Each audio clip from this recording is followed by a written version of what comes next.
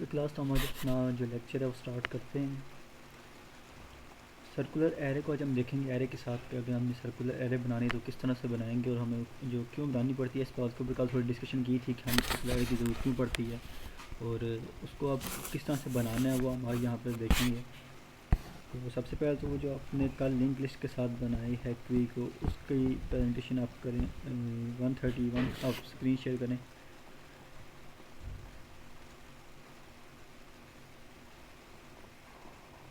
Okay.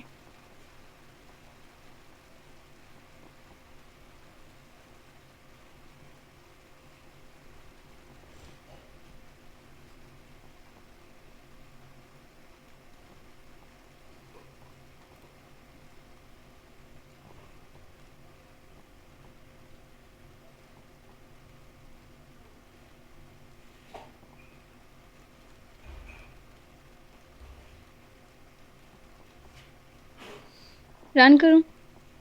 नए code को explain करें थियोरेटिकली कि ये करता क्या।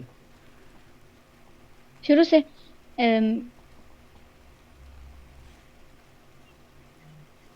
इन क्यू मतलब कि ये जो है ये इसमें ये थोड़ा सा डिफरेंट है बाकी जो हमने कोड इस जिसमें हमने पुश और इंसर्ट करवाया था उससे थोड़ा डिफरेंट है। इसमें जो है ना हम जब भी हम नया नोड इसमें डालेंगे तो वो नेक्स्ट वो नल करेगा और जो टेल है ना वो उसको पॉइंट करेगी, मतलब कि वो आगे आगे हम पहले लेफ्ट से राइट में हम इसके इसमें नोड डालते जाएंगे। इसमें सबसे पहले हमने टेम्परेरी नोड लिया है टेम के नाम से, और उसके बाद जो डाटा है वो उसको असाइन कर दिया है। उसके अंदर जो जो भी हम डाटा डालेंगे वो उसके डाटा उसके जो नंबर डालेंगे वो टाइम डाटा में स्टोर हो जाएगा। और जो उसका नेक्स्ट है उसको नल किया, अगर इसको नल ना भी करें हमने कंस्ट्रक्टर में उसको पहले इनिशियलाइज किया हुआ है next is equal to null. उसके बाद अगर front is double equal to null जैसे हमने एरे में किया था, अगर फ्रंट इज इक्वल टू -1 जब हम वेरी फर्स्ट नोड ऐड करेंगे तो उसमें वो एक दफा फ्रंट को प्लस प्लस करेगा। तो इसमें अगर फ्रंट नल है और सबसे पहले हम नोड ऐड कर रहे हैं तो फ्रंट टेम को पॉइंट करेगा, मतलब कि जैसे head is equal to temp करते थे ना, पहले सबसे पहला नोड हम उसको हेड की तरफ पॉइंट करते थे। अदरवाइज उसके बाद एल्स में जो है रेयर का जो next is equal to temp, मतलब कि जो रेयर के जो आगे हम एक नोड लगाएंगे और जो rear is equal to temp मतलब कि जो टेल है वो उसकी तरफ पॉइंट करेगी। पहले हम आगे उसके एक नोड लगाएंगे उसके बाद जो टेल है वो उसको पॉइंट करेगी, फिर उसके बाद काउंट प्लस प्लस एक वैल्यू प्लस हो जाएगी। उसके बाद डी क्यू है, इसमें हम पहले चेक लगाए जैसे हम बाकियों में लगाते थे। अगर फ्रंट नल है मतलब कि किसी की तरफ पॉइंट नहीं कर रहा तो हमारी क्यू एम्प्टी है। उसमें हम आवाज आ रही है मेरी? जी आवाज़ आ रही है। ठीक है। उसके बाद हमने इसमें जैसे हम पिछले स्टैक में किया था, हमने एक टेम्परेरी एक वेरिएबल बनाया था और उसके अंदर हमने हेड की वैल्यू स्टोर की थी। इसमें हमने नहीं, उसमें हमने फ्रंट की वैल्यू स्टोर की थी।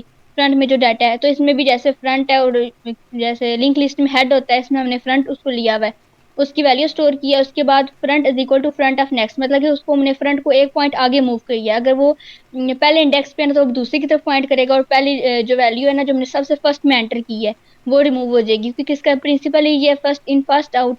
तो उसके बाद काउंट माइनस माइनस एक वैल्यू माइनस हो जाएगी और रिटर्न टेम्प जो हमने वैल्यू डिलीट की है ना, जो हमने इसमें फ्रंट की वैल्यू स्टोर कराई थी वो डिलीट हो जाएगी और वो रिटर्न हो जाएगी। और अदरवाइज ये एरर डिस्प्ले कर देगा कि अगर क्यू इज एम्प्टी।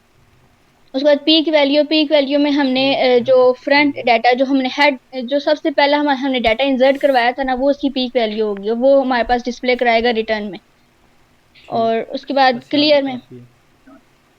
ठीक है, कोड को रन करें।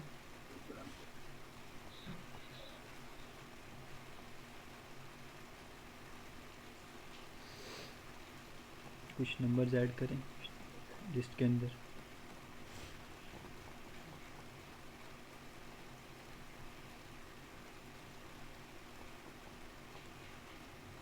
अब ठीक, अब सर्च करें नंबर 10 इसके अंदर। Not found. नॉट ठीक, अब पीक की वैल्यू डिस्प्ले करें।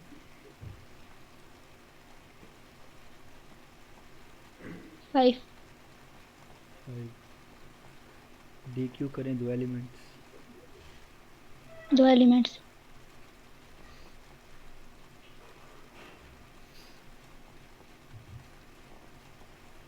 ठीक, अब इसको क्लियर कर दें।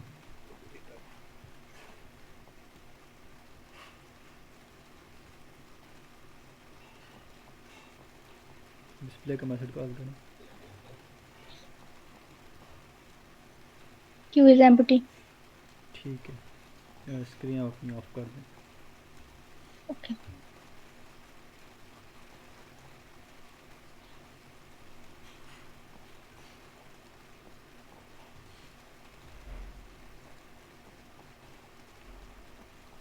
तो क्यों कि हमने देख लिया कि हमने एरे के साथ अभी तक देख लिया, उसको लिंक लिस्ट के साथ देख लिया, उसके कोड भी आपने जो है कर लिए हैं। वो जो उसमें डिफरेंस था वो भी अभी इन्होंने एक्सप्लेन कर दिया कि क्या डिफरेंस आ रहा होता है एक क्यू के अंदर जब उसमें इन क्यू करते हैं कोई भी चीज़ एक नॉर्मल स्टैक या लिंक लिस्ट से। क्योंकि पहले हम हेड को मूव करवाते थे, उसको हेड को जो है अभी जगह पे फिक्स नहीं सा रहता, हम हेड को मूव करवाते रहते थे। लेकिन जब क्यू के अंदर हम आते हैं तो क्यू हमारा हेड फिक्स रहता है और हम टेल को जो है मूव करवाते हैं। तो कल लेक्चर के लास्ट के ऊपर ये चीज़ डिस्कस की थी थोड़ी सी कि हमें सर्कुलर की ज़रूरत क्यों पड़ती है। तो अब इसको दोबारा से स्टार्ट करते हैं। यहाँ पर स्क्रीन जो है मैं अपनी यहाँ पर शेयर कर रहा हूँ। एक बात आपसे ये कंफर्म करनी थी कि क्यू में अपडेशन का कैसे हो सकता है परफॉर्म, क्योंकि जो अपडेशन होती है वो भी तो रैंडम इंसर्शन होती है ना। हाँ, अपडेट के बारे में मैं भी कल थोड़ा सर्च कर रहा था, मुझे इसका भी जो है श्योर नहीं मिला कि इसको कर सकते हैं या नहीं। इसको इस एंगल से मैं देख रहा था कि अपडेट जब हम डाटा करते हैं तो हम न्यू डाटा ऐड नहीं कर रहे, जो पहले से प्रेजेंट नोड्स हैं जहाँ बने हुए हैं उनके ऊपर डाटा हमने ऐड किया है। तो शायद इस एंगल से किया जा सकता है, लेकिन कंफर्म मुझे कहीं से भी इसका रेफरेंस नहीं मिला कि कर पाएंगे कि नहीं कर पाएंगे। तो अपडेट वाले का थोड़ा है इशू, बाकी सर्च वाले जो है वो इम्प्लीमेंट कर सकते हैं।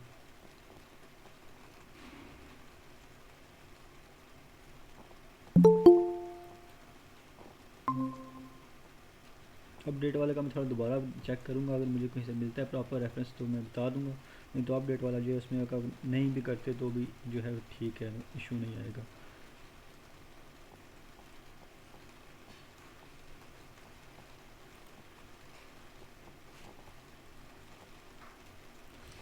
आवाज़ जो है वो आ रही है? जी आ रही है। आ रही है। ठीक।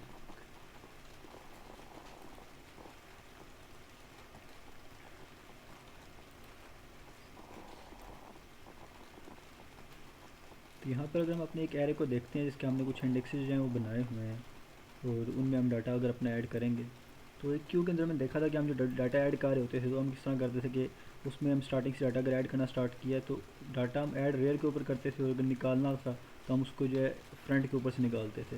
अब एन क्यू करते टाइम हमारा जो रेयर आगे मूव होता था और डी क्यू करते टाइम हमारा जो फ्रंट है वो आगे मूव होता था।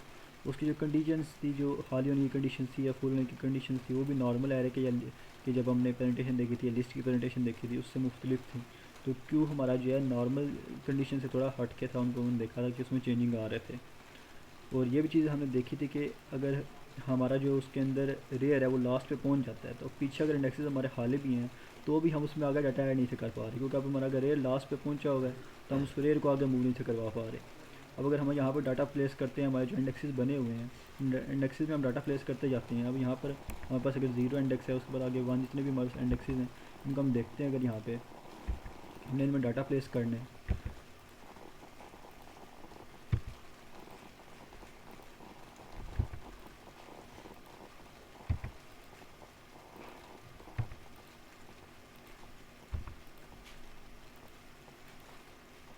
अगर हमने 10 साइज़ के एक एरे बनाई है यहाँ पे और इसके अंदर हम डाटा प्लेस करते हैं, हमें जो है 9 नोड्स हमें मिल रहे हैं, 0 से 9 तक हमारे पास नोड्स हैं और 10 साइज़ के एक ये एरे है हमारे पास। इसमें हमने जो भी डाटा प्लेस करना है हम करते जाएंगे। अब स्टार्टिंग में अगर हमने पहले बार जब डाटा प्लेस करना है तो हमारा फ्रंट और रियर जो दोनों -1 के ऊपर होंगे, क्योंकि अभी तक हमने कोई चीज़ ऐड नहीं की हुई है तो फ्रंट और रियर दोनों ही -1 के ऊपर हैं। अब जब वो -1 पे हैं तो कहीं पॉइंट नहीं कर रहे, इसका मतलब हमारी जो जो हमारा क्यू है वो पूरी तरह खाली है। ये कंडीशन हमने उसमें लगाई हुई थी वहाँ पे चेक करने के लिए कि अगर फ्रंट हमारा -1 है तो हम उसको बता देते थे कि अभी तक एम्प्टी है। ये हमने वहाँ कंडीशन लगाई थी। और उसके बाद जब हम डाटा प्लेस करते थे कोई ना कोई एक बार पहली बार हम इन क्यू का मेथड कॉल करते थे तो उसमें एक फिर कंडीशन लगाई थी कि अगर फ्रंट -1 है तो उसको प्लस प्लस कर दो, तो फ्रंट हमारा जो है वो 0 के ऊपर आ जाता था कि अब फ्रंट भी हमारा 0 पर पॉइंट करना शुरू कर देता था। अब फ्रंट जब यहाँ पे पॉइंट करा रहा है तो इसके अंदर कोई ना कोई डाटा हमने प्लेस कर दिया है। अब यहाँ पे जब हमने डाटा प्लेस किया अब फ्रंट और रेयर दोनों हमारे इसी जगह पे पॉइंट करेंगे। 0 पे फ्रंट भी आ जाएगा और रेयर भी यहीं पे आ जाएगा, क्योंकि रेयर की वैल्यू को भी हमने स्टार्टिंग में -1 दिया था और जब हम डाटा प्लेस करने जाते हैं तो रेयर की वैल्यू के अंदर पहले इंक्रीमेंट करते हैं और फिर डाटा को ऐड करते हैं। अब यूज़र दोबारा डाटा ऐड करने का अगर बोलता है कि फिर से एक डाटा जो है ऐड करो मेरी लिस्ट के अंदर, तो फ्रंट को हम, क्योंकि ये कंडीशन थी कि फ्रंट -1 है तो ही इसमें इंक्रीमेंट करो। अब तो फ्रंट की वैल्यू 0 हो चुकी है, वो यहाँ पॉइंट कर रहा है, तो वही वाली कंडीशन नहीं चलेगी। आगे जाके सिर्फ रेयर जो हमारा कोड में था लिखा हुआ था कि रेयर इंक्रीमेंट करो, रेयर को 1 पॉइंट आगे लेके जाओ। अब रेयर को 1 पे लेके जाएगा और वहाँ डाटा प्लेस कर देगा। दोबारा एनक्यू करता है कॉल, तो फिर वो रेयर कोड जो है 2 पे ले जाएगा और वहाँ डाटा प्लेस करेगा। इस तरह से हम यहाँ सारी एरे के अंदर के डाटा यहाँ प्लेस करते जाते हैं और हम यहाँ पर इसको पूरी तरह से फुल कर देते हैं। अब ये एरे हमारे पास जो है फुल है। अब जब यहाँ तक हम इसको कॉल कर दिया, जब ये पूरे 9 इंडेक्सेस पे हमने डाटा प्लेस कर दिया, तो उस वक्त हमारा फ्रंट जो है स्टार्ट पे है अभी, और रेयर जब हमारा है वो लास्ट पे पहुँचा हुआ है कि वो इधर पॉइंट कर रहा है आखिरी इंडेक्स के ऊपर, जो हमारी लिस्ट का लास्ट इंडेक्स है, इस क्यू का लास्ट इंडेक्स। इस वक्त हमारी जो क्यू है वो एक्चुअली फिल है, उसके अंदर कम्प्लीटली डाटा पड़ा हुआ है, 0 से लेके 9 इंडेक्स तक सब इंडेक्सेस के ऊपर कोई ना कोई डाटा है। तो हम इस पर नया डाटा प्लेस नहीं कर सकते। अब डाटा प्लेस नहीं कर सकते, उसकी कंडीशन हमारे क्या लगाई थी कि यहाँ पर जब रेयर आपका लास्ट पे पहुँचा होगा, क्योंकि डाटा आपने ऐड करवाना है तो वो रेयर पे ऐड करवाना है। जब रेयर पहुँच चुका है लास्ट के ऊपर, रेयर साइज़ -1 पे पहुँचा हुआ है। साइज़ अगर हमने लिया था तो साइज़ हमने देखा था कि हम एरे के जो लेने 10 साइज़ की ली हुई है। अब रेयर की वैल्यू के 9 पे पहुँची हुई है, साइज़ -1 के ऊपर है, तो हम रेयर को आगे मूव नहीं करवा पा रहे। अभी फ्रंट 0 पे है और रेयर लास्ट पे है, तो ये हमारी एरे जो है क्वीज़ में एक्चुअली वैल्यूज़ पड़ी हैं, फुल है। अब यूज़र क्या करता है, वो डी क्यू कराना शुरू करता है। जब वो डी क्यू कराना शुरू करेगा तो हमने करना क्या था कि जो 0 के ऊपर वैल्यू पड़ी हुई होगी हम उसको यूज़र को रिटर्न करवाएंगे और फ्रंट को 1 पॉइंट आगे मूव करवा देंगे। यही हम कर रहे थे। तो अगर हम इस तरह करते हैं तो हमारा फ्रंट स्टार्टिंग के ऊपर से ख़त्म हो जाएगा, जहाँ पर पहले फ्रंट बना हुआ हमारा वो यहाँ से ख़त्म हो जाएगा और वो क्या होगा, 1 पॉइंट आगे मूव कर जाएगा और फ्रंट हमारा 1 पॉइंट आगे आ गया। इस तरह से दोबारा से वो डी क्यू कॉल करेगा तो फिर फ्रंट 1 स्टेप आगे आ जाएगा, फिर आगे आ जाएगा। अब यहाँ से करते करते यूज़र ने सारा डाटा रिमूव किया और करते करते उसने जो सारे इंडेक्सेस उनको खाली करता गया। अब वो खाली तो कर रहा है उसको, लेकिन हो क्या रहा है कि पीछे जो स्पेस है वो बचती जा रही है। अब वो स्पेस अगर बच रही है तो उसको तो खाली हो जाना चाहिए कि हम उसको दोबारा यूज़ कर सकें। अब फ्रंट को उसने पहले 1 पे मूव कराया, डी क्यू किया, दोबारा डी क्यू किया, 2 पे आ गया, 3 पे, 4 पे, 5 पे, करते करते फ्रंट और रेयर सेम पॉइंट पे आ गए। जहाँ पे फ्रंट था वहीं पे हमारा रेयर भी आ गया। अब जब फ्रंट यहाँ पे है, इसके ऊपर 9 पे पॉइंट कर रहा है, तो अभी भी हम एक वैल्यू को जो है यहाँ पर डी क्यू करवा सकते हैं, क्योंकि अगर फ्रंट 9 के ऊपर पॉइंट कर रहा है तो 9 के ऊपर कोई ना कोई वैल्यू पड़ी हुई है। जब उसने दोबारा से यहाँ पर भी 9 के ऊपर आकर फिर से कॉल किया एक बार डी क्यू को, तो हम क्या करेंगे, जो 9 पे डाटा पड़ा हुआ है वो यूज़र को रिटर्न करवाएंगे और फ्रंट की वैल्यू में इंक्रीमेंट कर देंगे। जब यहाँ पर फ्रंट की वैल्यू में हमने इंक्रीमेंट करना है तो क्या होगा कि फ्रंट की वैल्यू इक्वल हो जाएगी 10 के, साइज़ के इक्वल चला जाएगा फ्रंट, और साइज़ के इक्वल जाने के साथ साथ वो रेयर +1 भी हो जाएगा। रेयर +1 भी हमने कंडीशन लगाई हुई थी कि अगर रेयर +1 को भी चला जाता है तो भी हमारा वो, उसको यही हम कहते हैं कि वहाँ पे अब जगह नहीं, उससे जो है खाली है हमारी क्यू। तो अब होगा क्या कि यहाँ पर ये रेयर के ऊपर लास्ट जो 9 पे था और फ्रंट भी 9 पे है। जब यूज़र ने अब डी क्यू को कॉल किया कि लास्ट इंडेक्स पे डाटा पड़ा है उसको भी डी क्यू कर दो, तो फिर हमारे यहाँ से भी जो है फ्रंट 1 पॉइंट आगे मूव हो जाएगा। जब फ्रंट ने यहाँ से 1 पॉइंट आगे मूव होना है तो वो जाएगा किधर, उसने इस एरे के साइज़ से बाहर निकल जाना है। जो हमारे पास पहले इंडेक्स बने हुए हैं वो उनसे आगे निकल जाएगा। अब वो 1 स्टेप आगे यहाँ पर चला जाएगा फ्रंट रेयर +1 के ऊपर। अब रेयर लास्ट पे है और फ्रंट 1 पॉइंट आगे है। पूरी की पूरी एरे हमारी जो बनी हुई थी उसके अंदर कोई वैल्यू अब हमने यूज़ अभी अपनी तरफ से नहीं की हुई। वैल्यूज़ अगर पड़ी भी हुई है तो हम उनको रिप्लेस कर सकते हैं, क्योंकि हमारा जो फ्रंट और रेयर है अब वो ऐसी जगह पे पॉइंट कर रहे हैं कि हमारे पास कोई डाटा नहीं है। जब हम कॉल करेंगे अपने मेथड को, किसी भी मेथड को चलाने के लिए, तो उसको क्या देना है, एरर देना चाहिए कि उसको चलना चाहिए एक्चुअली, क्योंकि हमारी एरे हाल ही हमने कोई डाटा प्लेस नहीं किया हुआ। लेकिन कंडीशन क्या थी कि अगर हमारा यहाँ पर ये रेयर साइज़ -1 पे पहुँचा हुआ है तो हम उसको नया डाटा ऐड नहीं कर सकते। वो आपको क्या देगा कि आपके रेयर लास्ट पे पहुँच गया, आप नया डाटा ऐड नहीं कर पा रहे। हालांकि पीछे से हमारा सारे बॉक्सेस रीयूज़ हो जाने चाहिए। हम क्यों यूज़ नहीं करवा पा रहे, क्योंकि हमने ऐसी कोई कंडीशन अपने प्रोग्राम में नहीं लगाई कि अगर ऐसा कोई सिचुएशन बनती है कि हमारे पीछे हर जगह खाली हो और रेयर हमारा लास्ट पे पहुंच जाए तो हम उसको वापस ले जाएं। इस तरह की कोई कंडीशन अब तक हमें नहीं थी लगाई। अगर हम ऐसी कोई कंडीशन लगा देते हैं प्रोग्राम में कि रेयर लास्ट पे पहुंच जाए और पीछे अभी भी जगह खाली हो, तो क्या करो कि यहाँ से रेयर को उठाकर वापस पीछे ले जाओ, 0 के ऊपर जाके उसकी वैल्यू ले जाओ। तो ये चीज़ हम करेंगे। अगर इस चीज़ को हम कर लेते हैं यहाँ पे तो वो एक सर्कल बन जाएगा कि जब भी रेयर लास्ट पे पहुँचे और पीछे जगह खाली हो तो रेयर को मूव करवा के वापस ले आओ। तो ये एक सर्कुलर टाइप पाथ बन जाएगा, इसलिए हम सर्कुलर एरे का नाम से देंगे। कि हम एक पाथ के ऊपर सर्कल कर रहे हैं। अब यहाँ पर अगर हम इसको देखते हैं ऐसे कि फ्रंट अभी हमारा कंसिडर करते हैं कि लास्ट पे नहीं है, वो थोड़ा पीछे है।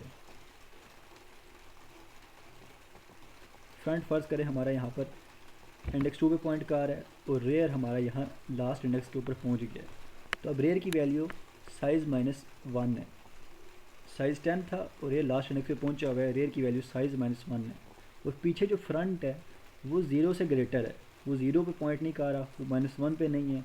-1 पे तो हो ही नहीं सकता, क्योंकि रेयर अगर हमारा आगे है तो ये फ्रंट हमारा -1 पे नहीं होगा, वो या तो 0 पे होगा या उससे आगे होगा। और जब ऐसी कंडीशन है कि फ्रंट हमारा 0 से ग्रेटर है और रेयर हमारा 9-1 पे साइज़ -1 पे पहुंचा हुआ है, जो वो लास्ट इंडेक्स पे है, तो हमने कुछ ऐसी कंडीशन लगानी है कि रेयर को वापस यहाँ पर ले आओ, बिल्कुल स्टार्टिंग के ऊपर। तो हम क्या चेक करेंगे, हम यही चीज़ चेक करेंगे कि अगर ऐसा हम दो कंडीशन इफ़ के अंदर लगाएंगे कि if F is greater than equal to 0, कि अगर एफ़ हमारा ग्रेटर दैन 0, हम इसे वहाँ पर ग्रेटर की लगाएंगे कि अगर एफ़ हमारा ग्रेटर दैन 0 है, कि वो 0 से अबव है, 0 से आगे आया हुआ है, और हमारा साथ एंड का ऑपरेटर लगा के हम ये चीज़ देखेंगे कि रेयर हमारा साइज़ -1 पे पहुंचा हुआ है। अब रेयर लास्ट पे है और फ्रंट जो है वो स्टार्टिंग से आगे है, मतलब पीछे कुछ बॉक्सेस ऐसे हैं जिनमें हम डाटा प्लेस कर सकते हैं। तो उस कंडीशन के अंदर जाके वो इफ़ की कंडीशन की बॉडी के अंदर हम जाके क्या करेंगे, रेयर को उठा के वापस -1 के ऊपर ले आएंगे। जब ऐसी कंडीशन होगी तो हम रेयर को उठाकर वापस -1 के ऊपर ले आएंगे। अब -1 पे उसको क्यों लेके आएंगे, क्योंकि जब हमने दोबारा उसको कॉल करना है इनक्यू के मेथड को, तो इनक्यू एक बार पहले जो है इंक्रीमेंट करता है हर बार रेयर की वैल्यू में, पहले रेयर की वैल्यू बढ़ाता है फिर वहाँ पर डाटा प्लेस करता है।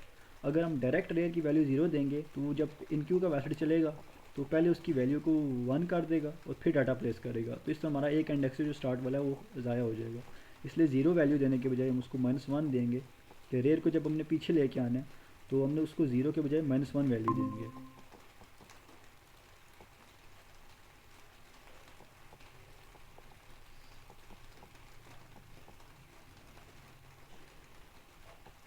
जब रेयर को हम पीछे मूव करवा देंगे, अब अगर ऐसी कंडीशन में हम देख लेगा, हमने ये चीज़ चेक की है कि फ्रंट हमारा 0 से ग्रेटर है और रेयर हमारा साइज़ -1 में पहुंचा हुआ है, लास्ट पे पहुंचा हुआ है, तो हम जब कंडीशन लगाई कि ऐसी कंडीशन थी तो क्या करोगे, रेयर को उठा के -1 पे ले आओ। जब वो ऐसे करेगा यहाँ पर ये काम, तो रेयर हमारा लास्ट से ख़त्म हो जाएगा। अब रेयर लास्ट से अगर ख़त्म हो गया यहाँ पर, तो उसने मूव करके आ जाना यहाँ -1 के ऊपर, इधर पॉइंट करेगा -1 पे। अब जब ये -1 के ऊपर है तो अब अगर हम इनक्यू को कॉल करते हैं तो यहाँ पर इनक्यू इसको एक स्टेप इंक्रीमेंट करवाएगा, 0 पे लेकर आएगा और 0 के ऊपर नया डाटा प्लेस कर देगा। अब जब उसको 0 के ऊपर लेके आएगा यहाँ पर, तो हमारी लिस्ट के अंदर जो भी हमने डाटा ऐड करना है, अब वो डाटा के जो है हम उसको ऐड कर सकते हैं। हमें ये ऐड नहीं मिलना चाहिए कि आपकी साइज़ जो आपका रेयर लास्ट पे पहुँच गई है, क्योंकि कंडीशन क्या थी कि अगर रेयर की वैल्यू साइज़ -1 के ऊपर है तो हमने पहले कोड के अंदर ये कंडीशन लगाई थी कि बता दो रेयर लास्ट पर नया डाटा ऐड नहीं हो सकता। लेकिन अब तो हम रेयर को वापस स्टार्ट पे ले आए हैं, अब -1 वैल्यू थी उसको इंक्रीमेंट करा के 0 पे आएगा और जो भी डाटा अब हमने उसको ऐड करने का बोला है वो यहाँ पर रख देगा। अब फ्रंट आगे है और रेयर पीछे आ गया, तो फ्रंट यहाँ से आगे से अब चलना शुरू होगा। अब हम उसको चलाएंगे, अपने कोड को देखेंगे तो बेसिकली हमारी स्टार्टिंग कहाँ से हो रही है, क्योंकि 2 से स्टार्ट हो रहा है, 3 4 5 6 7 8 9 पे जाने के बाद वो वापस 0 पे आ रहा है। तो 10 यहाँ पे जो हमारे पास जो एलिमेंट्स हमने ऐड किए हुए हैं, तो 9 एलिमेंट्स अभी भी हमारी लिस्ट में हैं, क्योंकि 2 से स्टार्ट होकर 9 तक जा रहे हैं, साथ वो 8 और एक यहाँ पर 0 का ये 9वां एलिमेंट। अब दोबारा से अगर वो ऐड करने का बोलता है कि एक बार दोबारा वैल्यू को ऐड करो, अभी भी रेयर जो हमारा है वो यहाँ पर एक बॉक्स हमारे पास खाली है, क्योंकि रेयर अभी 0 पे है, फ्रंट 2 पे, तो बीच में 1 के ऊपर यहाँ पे हम डाटा को एक बार ऐड करवा सकते हैं अभी भी। तो अब भी अगर वो बोलता है कि डाटा को ऐड करवाओ, तो क्या होगा यहाँ पर कि रेयर को एक पॉइंट फिर वो इंक्रीमेंट करवाएगा, वो यहाँ से उसको ख़त्म करेगा और एक स्टेप आगे मूव करवा के 1 पे ले जाके वहाँ पे नया डाटा प्लेस कर देगा।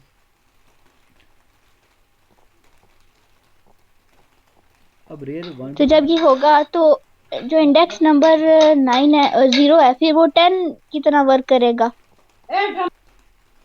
वो बेसिकली अपनी जगह पे ही रहेगा 0 के ऊपर ही। और जो जब ट्रेवर्स हम करेंगे तो हम उसी पॉइंट से स्टार्टिंग से ही करेंगे, 0 से लेकर 10 तक जो भी हम कर रहे हैं, लेकिन उसको जो वर्किंग उसकी वो अपनी 0 इंडेक्स की ही करेगा। लेकिन लिस्ट में हम ऐसे करेंगे कि एलिमेंट को हम पीछे ले आएंगे। उसको हम ओके 10 की तरह बिहेव नहीं करवाएंगे, वो रहेगा ज़ीरो ही।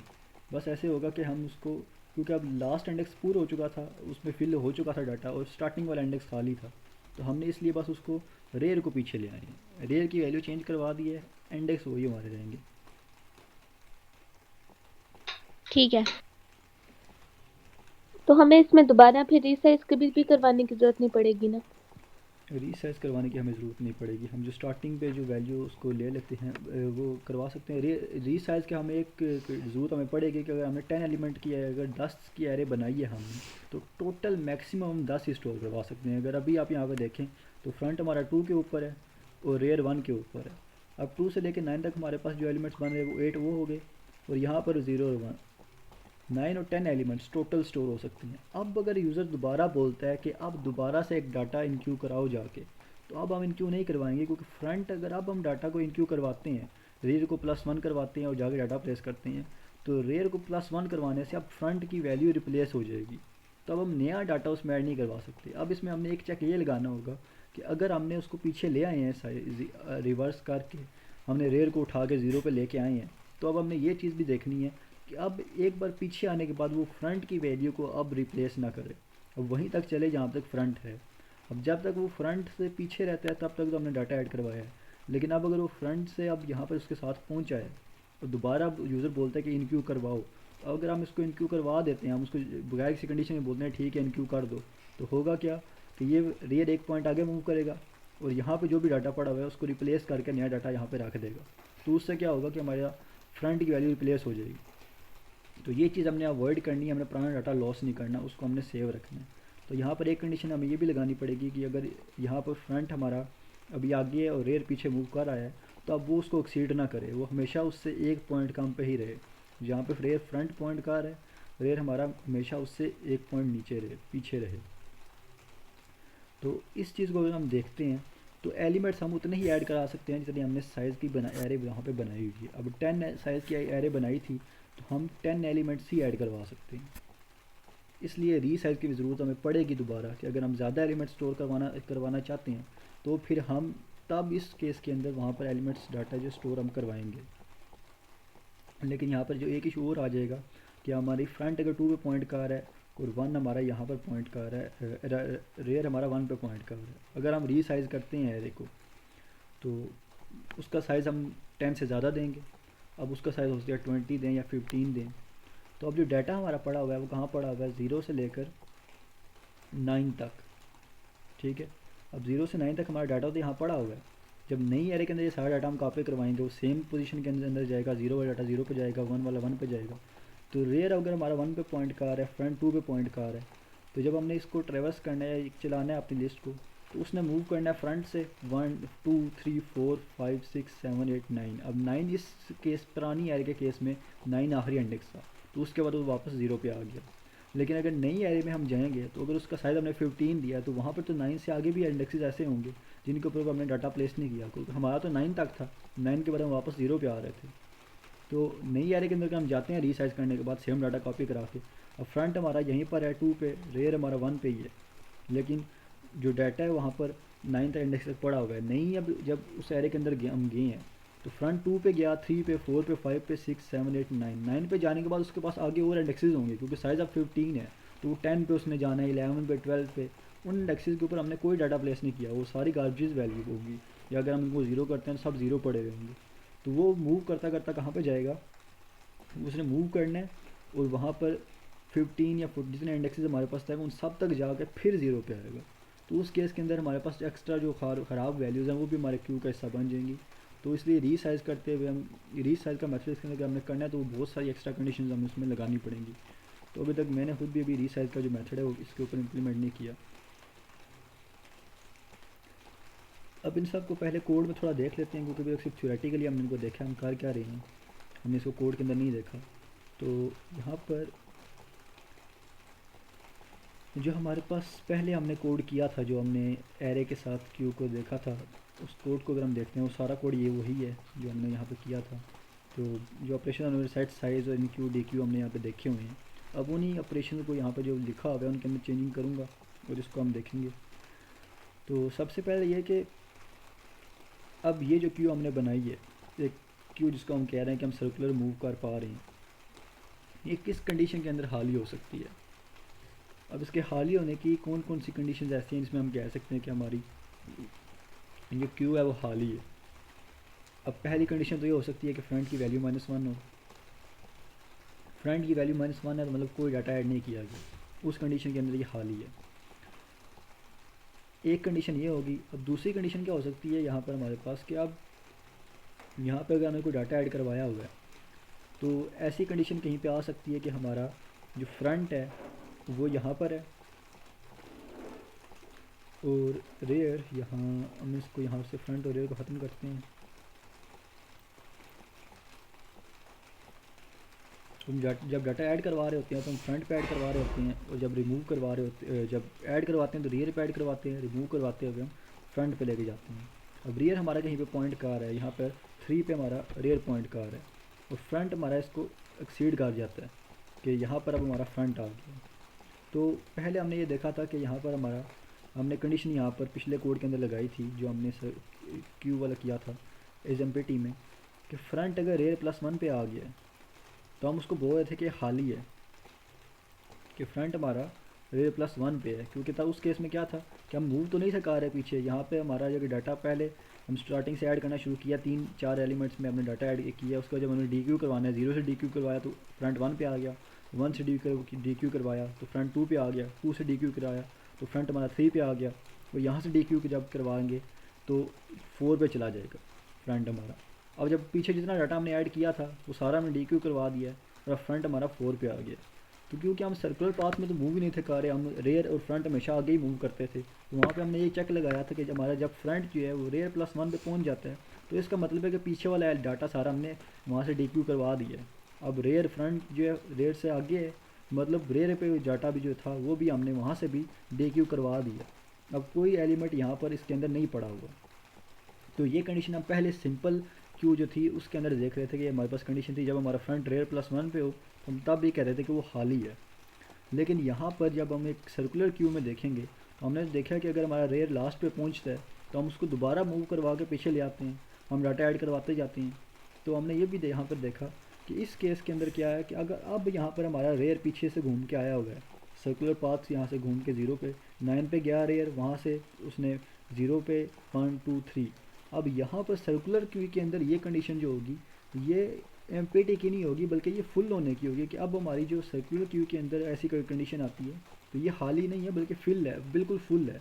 अब फ्रंट यहाँ पर है और रेयर पहले 9 तक गया है, फिर मूव करके 0 1 2 3, तो अब रेयर घूम कर पीछे से आया होगा। अब यहाँ से सिंपल डाटा DQ नहीं हुआ, अब रेयर इनक्यू करते करते 9 तक गया, वहाँ से उसने 0 पे फिर 1 पे फिर 2 पे फिर 3 पे।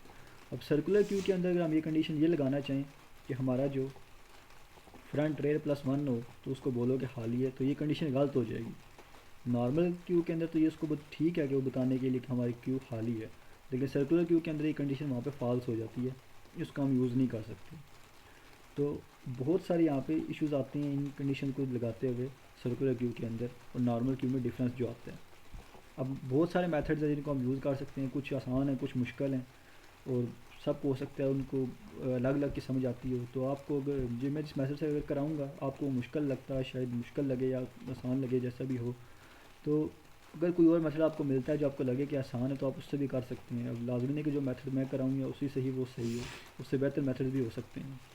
लेकिन जो मैंने यहाँ पर कंडीशन लगाई थी वो ये लगाई थी कि मैं इन सब चीज़ों को छोड़ के कि फ्रंट -1 पे हो तो उसको हाली बताओ, या रेयर की वैल्यू यहाँ पे पहुँच जाए, फ्रंट यहाँ पे, ये सारी कंडीशन मैंने सबको छोड़ के मैंने क्या किया था, मैंने काउंट के वेरिएबल को यूज़ किया था कि काउंट का वेरिएबल हम यूज़ कर रहे हैं 0 से 9 तक जितने भी, अब जितने एलिमेंट्स ऐड होते हैं वो उनका हिसाब रख रहा है। अगर काउंट की वैल्यू 0 है तो बता दो कि हमारे क्यू हाली है, अगर काउंट की वैल्यू 0 नहीं है तो सिंपल उसको बता दो कि इसके अंदर जो भी चीज़ है जो अभी तक हमारा क्यू के अंदर कुछ ना कुछ पड़ा हुआ है वो हाली नहीं है।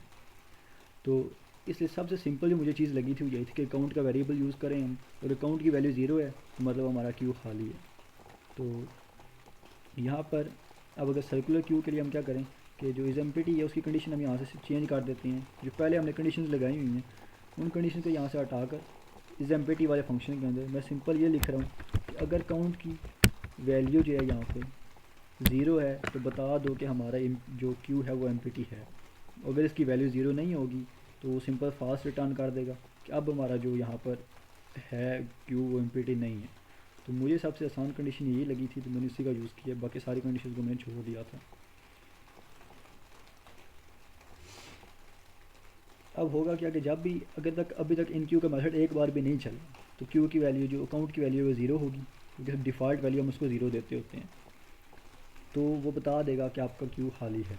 अगर उसके अंदर कोई ना कोई वैल्यू पड़ी हुई होती है, कोई एक बार भी क्यू का मेथड है वो चला है, तो क्या होगा कि अकाउंट की वैल्यू ज़ीरो से बढ़ जाएगी।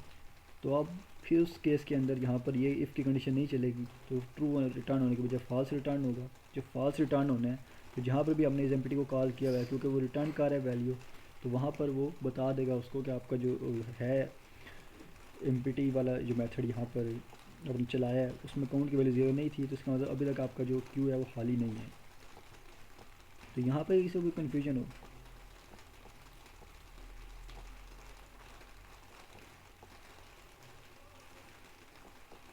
क्या समझ आ रही है गई वैसे? स्पोर्ट। नहीं, आ गई है समझ।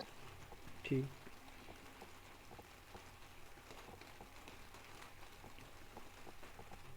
तो एम्प्टी होने की कंडीशन तो हमने देख ली है किस केस के अंदर हमारा वो खाली हो सकता है। ये यहाँ पर हमने कंडीशन देख ली है कि हमारा वो खाली कैसे हो सकता है। एक क्यू, एक सर्कुलर क्यू हम किस कंडीशन में बोलेंगे कि वो खाली है। अब हमें देखना है कि वो फुल किस केसेस में हो सकता है। अब फुल होने के लिए उसकी क्या कंडीशन हो सकती हैं, हमने ये चीज़ देखनी है। तो अब क्योंकि यहाँ पर एलिमेंट्स हमारे बॉक्सेस खाली रह सकते हैं, पहले तो ये था कि हमारे खाली रह जाते हैं, उनको रीयूज़ नहीं कर सकते। तो हम सिंपल एक ही कंडीशन हमारे पास थी कि अगर तो हमारा जो रेयर है वो साइज़ -1 पे पहुंचा होगा, वो लास्ट इंडेक्स पे पहुंच गया, तो हम बोलते थे कि अब आपका जो एरे है, जो आपका क्यू है, उसके अंदर मज़ीद डाटा ऐड नहीं हो सकता। ये हमारे पास कंडीशन थी। लेकिन अब अगर साइज़ -1 पे पहुंच जाता है हमारा ये रेयर, हमने देखा है कि पीछे खाली बॉक्सेस होने की सूरत में हम उसको वापस पीछे मूव करवा देते हैं। तो अब वो कंडीशन वैलिड नहीं रही कि रेयर साइज़ -1 पे पहुंचे तो बोल दो कि साइज़ जो है उसमें मज़ीद डाटा ऐड नहीं हो सकता, तो उस कंडीशन को अब हम यूज़ नहीं करेंगे। अब एक सर्कुलर क्यू दो कंडीशंस जो हम देखेंगे, ये 2 या 3 जो कंडीशन बनती है जिनमें वो फुल हो सकता है। अब पहली कंडीशन फुल होने की क्या हो सकती है, उसको हम यहाँ पे अगर देखें कि पहली फुल होने की कंडीशन हमारे पास यहाँ पर क्या होगी, तो यहाँ पर एक सबसे जो ज़्यादा जो जिस केस के अंदर वो फुल हो सकता है वो ये है कि हमारा फ्रंट जो है बिल्कुल ज़ीरो इंडेक्स पे पॉइंट कर रहा है, स्टार्टिंग पे है, बिल्कुल स्टार्ट पे। फ्रंट हमारा स्टार्ट के ऊपर है और रेयर यहाँ पर साइज़ -1 के ऊपर है। फ्रंट ज़ीरो पे है और रेयर साइज़ -1 के ऊपर है। तो इस केस के अंदर क्या है कि फुल जितनी भी एरे है उसके अंदर एलिमेंट्स ऐड हमने कर दिए हैं। अब क्योंकि हमने ये देखा था कि रेयर को हम पीछे कब मूव करवाते हैं कि जब रेयर साइज़ -1 पे हो और फ्रंट ग्रेटर देन ज़ीरो हो, तो ही हम रेयर को पीछे लेके जाते थे। लेकिन इस वक्त फ्रंट ज़ीरो के इक्वल है तो हम रेयर को पीछे मूव नहीं करवा सकते। तो अब फ्रंट ज़ीरो पे है और जो रेयर है वो साइज़ -1 के ऊपर है, तो इस वक्त हमारी जितनी जी एलिमेंट्स जितने यहाँ पर इंडेक्सेस थे उन सब में डाटा पड़ा हुआ है, वो कम्प्लीटली फिल है। तो इस कंडीशन के अंदर हमारा जो क्यू है वो कम्प्लीटली फुल है, इसके अंदर अब मज़ीद डाटा ऐड करने की गुंजाइश नहीं है। तो ये एक कंडीशन ऐसी है जिसके अंदर हमारा क्यू बिल्कुल फुल हो सकता है कि रेयर साइज़ -1 के ऊपर हो और फ्रंट इक्वल टू ज़ीरो हो। फ्रंट ज़ीरो पर है, पहले इंडेक्स पे है, और रेयर लास्ट इंडेक्स पे है। तो ये एक ऐसी कंडीशन जिसके अंदर हमारा जो हम चेक करते हैं कि फुल होने का, ये उस कंडीशन के अंदर फुल हो सकता है। तो अगर हम यहाँ इस मेथड में जाते हैं, यहाँ पर इसके फुल के मेथड में, तो जो पहले हमने कंडीशन लगाई हुई थी क्योंकि अब वो वैलिड नहीं रही, तो हम उसको यहाँ से ख़त्म कर देंगे। जब उसको हमने यहाँ से ख़त्म करना है तो हम यहाँ पे क्या कंडीशन लगा रहे हैं कि चेक करो कि अगर यहाँ पर front double equal to zero है एंड हमारा जो रेयर है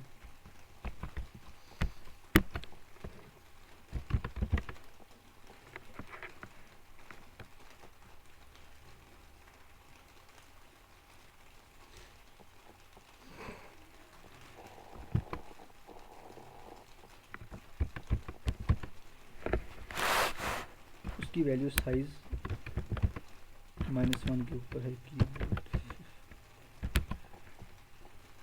अगर फ्रंट हमारा ज़ीरो के इक्वल हो और यहाँ पर रेयर जो है वो साइज़ -1 की इक्वल हो, तो हम ये कह सकते हैं कि हमारा जो क्यू है वो फुल है।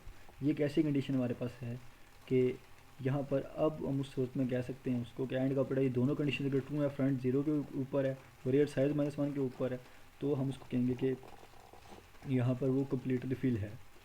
अब ये कंडीशन हमने एक लगा दी। अब दूसरी कंडीशन और क्या यहाँ पे हो सकती है जी?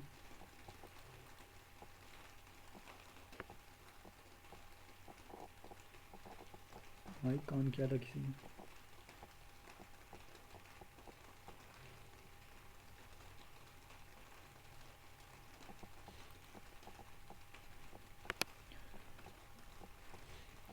अब एक कंडीशन तो हमारे पास ये है कि फ्रंट हमारा यहाँ पर हो 0 के ऊपर और रेयर -1 के ऊपर, तो हम कह सकते हैं कि हमारे पास जो यहाँ पर है ये फुल है बिल्कुल। और दूसरी कंडीशन क्या हो सकती है यहाँ पर कि एक जो नॉर्मल, जिस तरह हमने देखा कि हमने जब इम्पिटी में देख रहे थे तो बहुत सारी कंडीशन हमारे पास थी, बहुत सारी वैल्यूज़ ऐसी थी जो हम कंडीशन देखते थे कि आ सकती थी, जिन पे हमारा वो खाली होता था।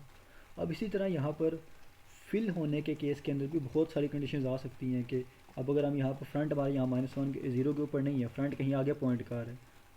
अगर हम फ्रंट को यहाँ से देखते हैं कि फ्रंट यहाँ से आगे निकल गया कहीं पर और रेयर को हमने वापस मूव करवाया, फ्रंट अगर हमारा यहाँ पे हम देखते हैं कि 2 के ऊपर है और जो रेयर है फिर हम उसको यहाँ पर वापस पीछे लेके आ सकते हैं ऐसे केस के अंदर कि अब अगर फ्रंट ग्रेटर देन 0 है और रेयर साइज -1 में पहुँचा हुआ है तो रेयर को मूव करवाओ और यहाँ पीछे ले आओ।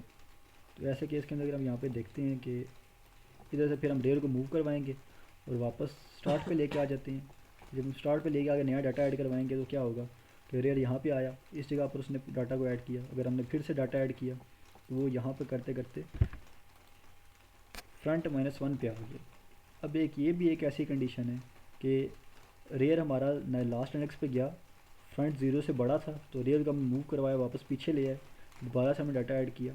अब एक ऐसी कंडीशन आ गई कि रेयर हमारा फ्रंट -1 के ऊपर है, रेयर फ्रंट -1 के ऊपर है, तो इस केस के अंदर भी हमारी जो क्यू है वो फुल है, क्योंकि अब जो आगे वाले इंडेक्सेस हैं जहाँ फ्रंट पॉइंट कार है 2 पे, उससे लेकर लास्ट इंडेक्स तक सब इंडेक्सेस पे डाटा पड़ा हुआ है।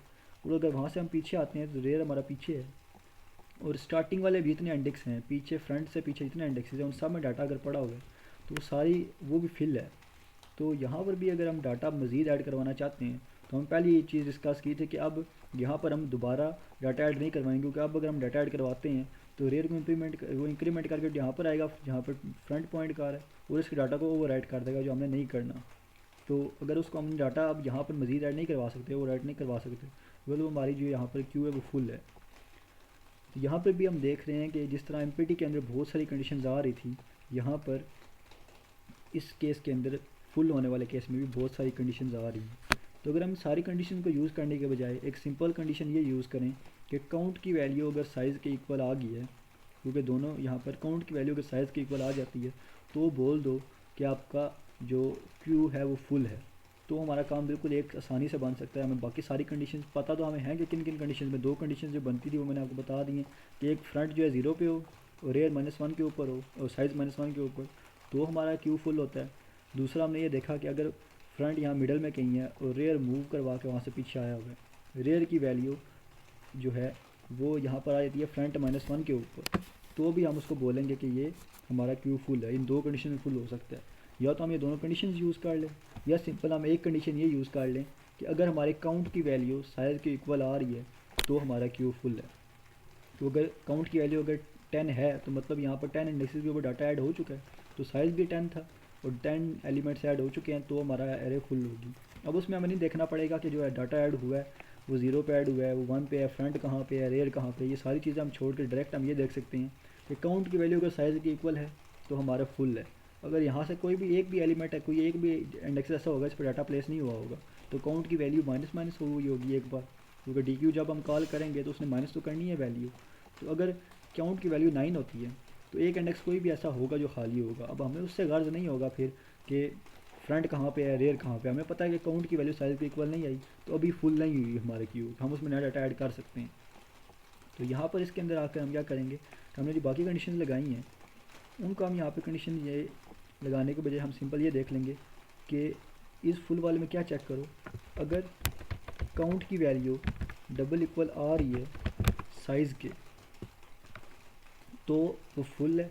अगर ये कंडीशन ट्रू नहीं है तो सिंपली यहाँ पे बता दो कि हमारा जो फुल का आपने मेथड कॉल किया है वो आपका क्यू फुल नहीं है, यहाँ से फॉल्स रिटर्न कर दो।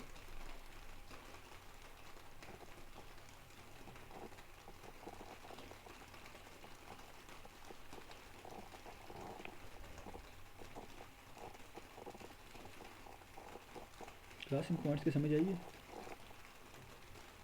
जी आ गई है। आ गया समझ। ठीक।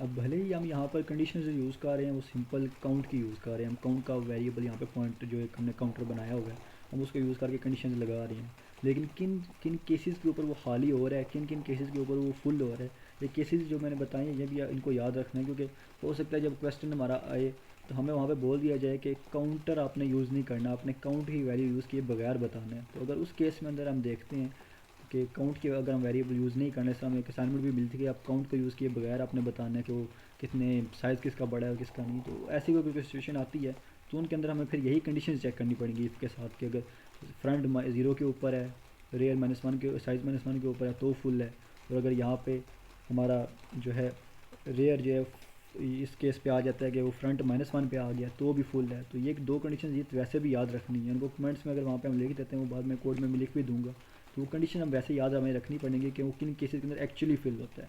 काउंट का वेरिएबल तो हम अपनी आसानी के लिए यूज़ कर रहे हैं, लेकिन एक्चुअली कौन सी केसेस के अंदर वो फिल हो रहा है और किन केसेस में वो एम्प्टी हो रहा है, ये जो मैंने अभी डिस्कस किए हैं ये भी याद रखने हैं, क्योंकि अगर कहीं पर काउंट के वेरिएबल के बगैर हमें इस्तेमाल करना पड़े तो फिर हम उन्हीं कंडीशन को चेक करेंगे।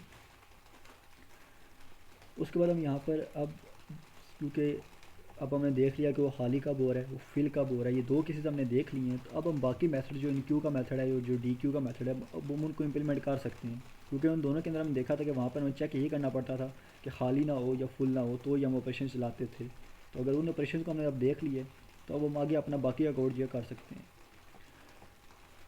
तो उसकी तरफ अब हम चलते हैं, हमने अगर वो चीज़ देखनी है कि हम वो कैसे करेंगे। ओके, तो स्टार्टिंग के ऊपर हमारा यहाँ पर फ्रंट और रेयर जो दोनों है वो -1 के ऊपर है, उनके ऊपर अभी तक कोई डाटा ऐड नहीं किया गया, बिल्कुल स्टार्टिंग पे हैं। हम वहाँ से स्टार्ट करेंगे इनक्यू करने के मेथड को। यूज़र के पहली बार उसने 10 साइज़ फिक्स किया और पहली बार वो आता है बिल्कुल स्टार्टिंग के ऊपर वो डाटा ऐड करना चाहता है, तो दोनों की वैल्यू -1 के ऊपर थी, वो क्या करवाएगा तो फ्रंट को प्लस प्लस करवाएगा, क्योंकि अब फ्रंट की वैल्यू हमने ये कंडीशन यहाँ पर जो नॉर्मल हमने एक देखा था कि अगर नॉर्मल अपना कोड देखते हैं जहाँ पर हमने सिर्फ एक क्यू को सिर्फ एरे के साथ देखा था, सर्कुलर क्यू हमारे पास नहीं थी, तो उसे इंक्रीमेंट करते टाइम जब अगर हम ये उसका ऑपरेशन देख रहे हैं जो नॉर्मल हमने बनाई थी क्यू एक एरे के साथ, ये उसका इन क्यू का मेथड है, तो उसमें हमने सबसे पहले क्या चेक किया था कि अगर वो फुल नहीं है तो क्या करो कि यहाँ पर आकर फ्रंट की वैल्यू अगर -1 है तो फ्रंट को प्लस प्लस कर दो, और उसके बाद क्या करो रेयर की वैल्यू भी प्लस प्लस करो, और यहाँ पर आके उस क्यू के रेयर के ऊपर जाओ जहाँ रेयर पॉइंट कर है वहाँ पे डाटा प्लेस करो और काउंट की वैल्यू में प्लस प्लस कर दो। ये चीज़ हमने उसके अंदर की थी, और अगर इफ़ की कंडीशन ये नहीं चल रही थी कि वो फुल होता था तो एल्स में आके हम बता देते थे कि यहाँ पे आओ और बता दो कि लास्ट इंडेक्स पे जो डाटा है अब रेयर हमारा पहुँच गया है लास्ट इंडेक्स के ऊपर, अब हम वहाँ पर मज़ीद डाटा जो है ऐड नहीं कर सकते। ये एक नॉर्मल जो हमने क्यू बनाई थी उसका केस था। तो यहाँ पर अगर हम दूसरा केस देखते हैं कि अपना इन क्यू का मेथड देखते हैं, उसकी एक ऐसे इन क्यू का जो सर्कुलर हमारे पास क्यू है अगर हम उसके अंदर देखते हैं तो हम यहाँ पे क्या करेंगे,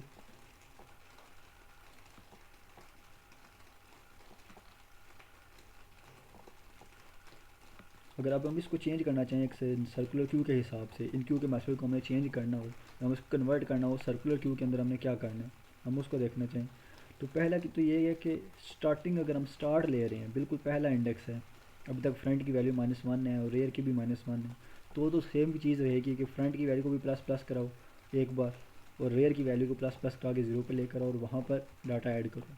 अगर अब तक कोई डाटा ऐड नहीं हुआ तो स्टार्टिंग का हमने करनी है तो वैसे ही करेंगे।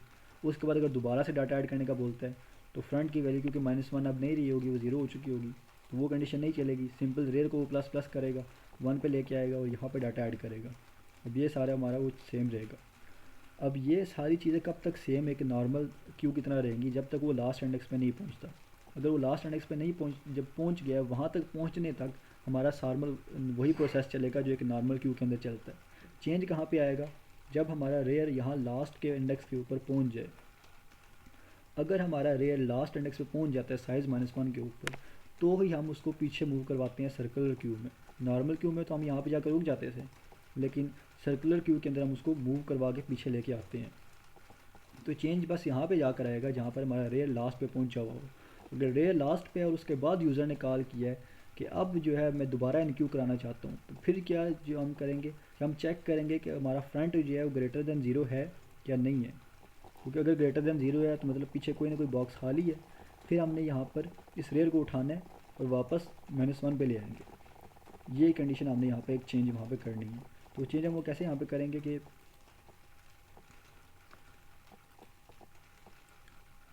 हम इधर आए, ये जो चेक लगा हुआ है कि इज़ फुल, कि अगर वो फुल नहीं है तो उसके बाद यहाँ पर हम इसके अंदर आएंगे और ये एक नॉर्मल जो बिल्कुल एक सर्कुलर क्यू के अंदर मैं जो बात कर रहा हूँ मेथड है। पहला चेक लगा हुआ है इस फुल का, कि फुल नहीं है तो ही ऑपरेशन परफॉर्म करो, नहीं तो एल्स में जाके उनको बता दो कि आपका जो रेयर है वो यहाँ पर। अब ये message rear at least the last index, ये प्रिंट कराने के बाद हम सिंपल बता देंगे कि क्यू इज़ फुल, कि क्यू आपकी फुल है। अब जो हमने करना है कि अगर वो खाली नहीं है तो हमने उसके अंदर डाटा ऐड करना है, वो डाटा ऐड करेंगे। तो अब उसके लिए हमने पहली चीज़ जो चेक करनी है, सबसे पहली चीज़ चेक करनी है वो हम क्या चेक करेंगे, हम सबसे पहले यही चेक करेंगे क्या हमारा यहाँ पर फ्रंट ग्रेटर दैन ज़ीरो है और रेयर साइज़ -1 पे पहुँचा हुआ है। अगर ये दोनों कंडीशंस ट्रू हैं तो पहले हम रेयर को पीछे मूव करवा देंगे, क्योंकि डाटा हमने कहाँ पे ऐड करना है, रेयर के ऊपर। तो हम पहले ही ये चीज़ चेक कर लेंगे कि अगर ये सिचुएशन बनी हुई है कि फ्रंट ग्रेटर दैन ज़ीरो है और रेयर हमारा यहाँ पर साइज़ -1 पे पहुँचा हुआ है, तो पहले ही आकर ये काम कर दो कि रेयर को पीछे -1 पे ले आओ, ताकि हम जब डाटा ऐड करवाना चाहें तो हम आसानी से डाटा ऐड करवा सकें, हमें वहाँ पे कोई प्रॉब्लम ना बने। तो सबसे पहले हम यहाँ पर ये कंडीशन चेक करेंगे कि अगर यहाँ पे हमारा फ्रंट यहाँ पर ग्रेटर देन ज़ीरो है एंड रेयर हमारा साइज़ -1 के ऊपर, फ्रंट ग्रेटर देन ज़ीरो है और रेयर साइज़ -1 पे है, ये कंडीशन हमारी यहाँ पे बनी हुई है। सबसे पहले हम यही चेक कर रहे हैं कि अगर ये कंडीशन है तो क्या करो कि यहाँ पर आओ तो रेयर की वैल्यू को -1 कर दो, रेयर को मूव करवा दो स्टार्ट पे। कि अगर ऐसा सिचुएशन थी कि रेयर लास्ट पे पहुंचा हुआ है और शुरू के बॉक्सेस खाली हैं, फ्रंट हमारा ग्रेटर देन ज़ीरो है, तो रेयर को हमने पीछे मूव पहले ही करवा दिया। सबसे पहले हमने इन क्यू के अंदर ये चेक करने के बाद अगर खाली, अगर उसमें कुछ स्पेस है वो फुल नहीं है, तो सबसे पहला काम हमने क्या किया कि यहाँ पर आके ये चेक किया कि अगर ये कंडीशन यहाँ पे जो है ट्रू बन रही है तो पहले ही मूव करवा दो रेयर को पीछे। उसके बाद हम देखते हैं कि अगर ये ऑपरेशन यहाँ पर ये कंडीशन नहीं बनी हुई होती, ऐसी कंडीशन नहीं है, पहले ही ये कंडीशन नहीं बनी हुई, तो और क्या सिचुएशन हो सकती है। ये हो सकता है कि रेयर की वैल्यू भी जो है यहाँ पर फ्रंट की वैल्यू -1 के ऊपर होगी। अब ये सिचुएशन कब बनती है, जब फ्रंट -1 पे होता है, जब हमारा वो खाली होता है। तो हमने ये भी देखना है कि वो खाली है कि नहीं है। तो यहाँ पर हम एल्स के अंदर ये चेक कर लेंगे, एल्स में आओ, अगर ये कंडीशन नहीं बनी हुई कि फ्रंट हमारा ग्रेटर देन ज़ीरो है और साइज़ -1 है, तो यहाँ पर आके ये इस एल्स के अंदर हम ये चेक कर लेंगे कि अगर फ्रंट की वैल्यू डबल इक्वल टू -1 है, कि फ्रंट हमारा बिल्कुल स्टार्ट पे है, कोई एलिमेंट अब तक ऐड ही नहीं किया गया, अब तक बिल्कुल ज़ीरो के ऊपर है, सब कुछ नॉर्मल कंडीशन के ऊपर है कि अभी कुछ भी ऐड नहीं हुआ, तो क्या करो कि फ्रंट की वैल्यू को एक बार प्लस करके लेकर आओ ज़ीरो के ऊपर। अब ये दो चीज़ें हमने यहाँ पे चेक की हैं। सबसे पहले यहाँ अंदर आते ही इन क्यू के मेथड के अंदर पहला चेक लगा हुआ है कि फुल नहीं है, तो अंदर आओ, उसके अंदर आके क्या चेक करो कि हमारी ऐसी सिचुएशन है कि रेयर लास्ट पे पहुंचा हुआ हो और पीछे बॉक्सेस खाली हों। अगर ऐसी कंडीशन है तो रेयर को उठा के वापस स्टार्ट के ऊपर ले आओ, और अगर ये कंडीशन नहीं है, ये कंडीशन ट्रू नहीं है, तो अंदर एल्स में आके ये चेक कर लो कि क्या हमारा फ्रंट -1 पे है। फ्रंट अगर -1 पे है कि अभी तक कोई एलिमेंट ऐड ही नहीं किया गया, बिल्कुल खाली पड़ी हुई है, तो क्या करो कि फ्रंट को ज़ीरो पे तो मूव करवाओ, जो हम नॉर्मल एक क्यू के अंदर करवाते थे। हम पहले ये चेक करवा लेते थे कि पहला एलिमेंट अगर ऐड हो रहा है तो हम फ्रंट को -1 से उठा के ज़ीरो पे ले जाते थे। तो वही चीज़ हमने यहाँ पे चेक की है। अब वो जब चेक कर लिया तो उसके बाद एक्चुअल काम जो हमारा था रेयर पर डाटा ऐड करना था। अब रेयर चाहे स्टार्ट पे था, चाहे -1 पे था, या जहाँ पर भी था, जिस जगह पर भी होता है हमने वहाँ पर डाटा ऐड करवाना होता है उससे नेक्स्ट पॉइंट के ऊपर। अगर तो ये कंडीशन बनी हुई थी तो उसने आप रेयर को उठा के ज़ीरो वो -1 के ऊपर लेके आ गया। अगर ये कंडीशन नहीं बनी हुई थी तो कहीं ना कहीं पे रेयर पहले पॉइंट कर रहा होगा। हो सकता है कि वो रेयर जो है हमारा पहले यहाँ 3 के ऊपर हो या 4 के ऊपर हो, तो हमने वहीं पे अगर लास्ट पे 4 पे था, हमने आपको डाटा ऐड करवाना तो हम उसकी वैल्यू को एक इंक्रीमेंट करवा के 5 पे ले जाके वहाँ डाटा पुट करवाते थे नॉर्मल एक क्यू के अंदर। तो वही काम हम यहाँ पे भी करेंगे कि इधर आएंगे, इस इफ़ और एल्स के बाद यहाँ पर इनकी बॉडी के बाद यहाँ पर आकर हम क्या करेंगे, रेयर की वैल्यू को एक बार प्लस प्लस करवाया। ये एलिमेंट्स यहाँ पर हम जहाँ पर अब ऐड करने हैं, रेयर की वैल्यू को एक बार हम प्लस प्लस करवाते थे, वो प्लस प्लस करवा के हमने यहाँ पर क्या किया कि क्वी के उस इंडेक्स पे जाओ जहाँ पे रेयर पॉइंट का है आप, क्योंकि वो हमने एक पॉइंट आगे मूव करवा दिया, और जो वैल्यू यूज़र ने ऊपर से पास की थी वो वैल्यू यहाँ पर ऐड कर दो। तो ये चीज़ हमने यहाँ पर डाल दी कि अगर वो रेयर वहाँ पे आप जब यहाँ पे आप पॉइंट करवा रहे हैं वहाँ डाटा नया स्टोर करो, वो करवाने के बाद काउंट की वैल्यू को प्लस प्लस कर दो। इस तरह से हमारा जो अब डाटा है वो यहाँ पर हम ऐड कर रहे हैं। जो चेक करने से जो चेक हमने लगाने थे वो हमने पहले लगा दिए हैं कि अगर वहाँ पर रेयर लास्ट पे पहुँचा हुआ है तो उसको उठा के स्टार्ट पे कैसे लेके आना है, वो इसी कंडीशन के अंदर हम देख रहे हैं। और नॉर्मल जो हम क्यू के अंदर देखते हैं कि फ्रंट अगर 0 अभी -1 के ऊपर है तो डाटा ऐड ही नहीं हुआ, कोई डाटा भी हमने पहले ऐड कर रहे हैं। तो हम ये चीज़ पहले करते थे कि फ्रंट की वैल्यू को एक बार सिर्फ ऐड करवाते थे, प्लस प्लस 0 पे लेके आते थे। तो वो काम भी अब हमने यहाँ पे करवा दिए। जब ये सारे काम हो गए हमारे, तो उसके बाद हमने आके रेयर की वैल्यू को प्लस प्लस किया कि अगर -1 पे तो 0 पे ले आओ, या अगर कहीं पे पहले पॉइंट का आ रही है 4 पे या 5 इंडेक्स के ऊपर तो एक उससे नेक्स्ट इंडेक्स में हमें डाटा ऐड करवाना है। तो हमने ये इसकी वैल्यू को प्लस प्लस करवाया, और आगे उस फिर जहाँ पे अब नया रेयर हमने बनाया वहाँ पर वो वैल्यू ऐड कर दी, और लास्ट पे काउंट की अंदर इंक्रीमेंट कर दिया कि एक नई वैल्यू हमने ऐड कर दी है। तो इन क्यू का मतलब हमारा इस तरह से काम करेगा। अब इसके अंदर कोई प्रॉब्लम हो?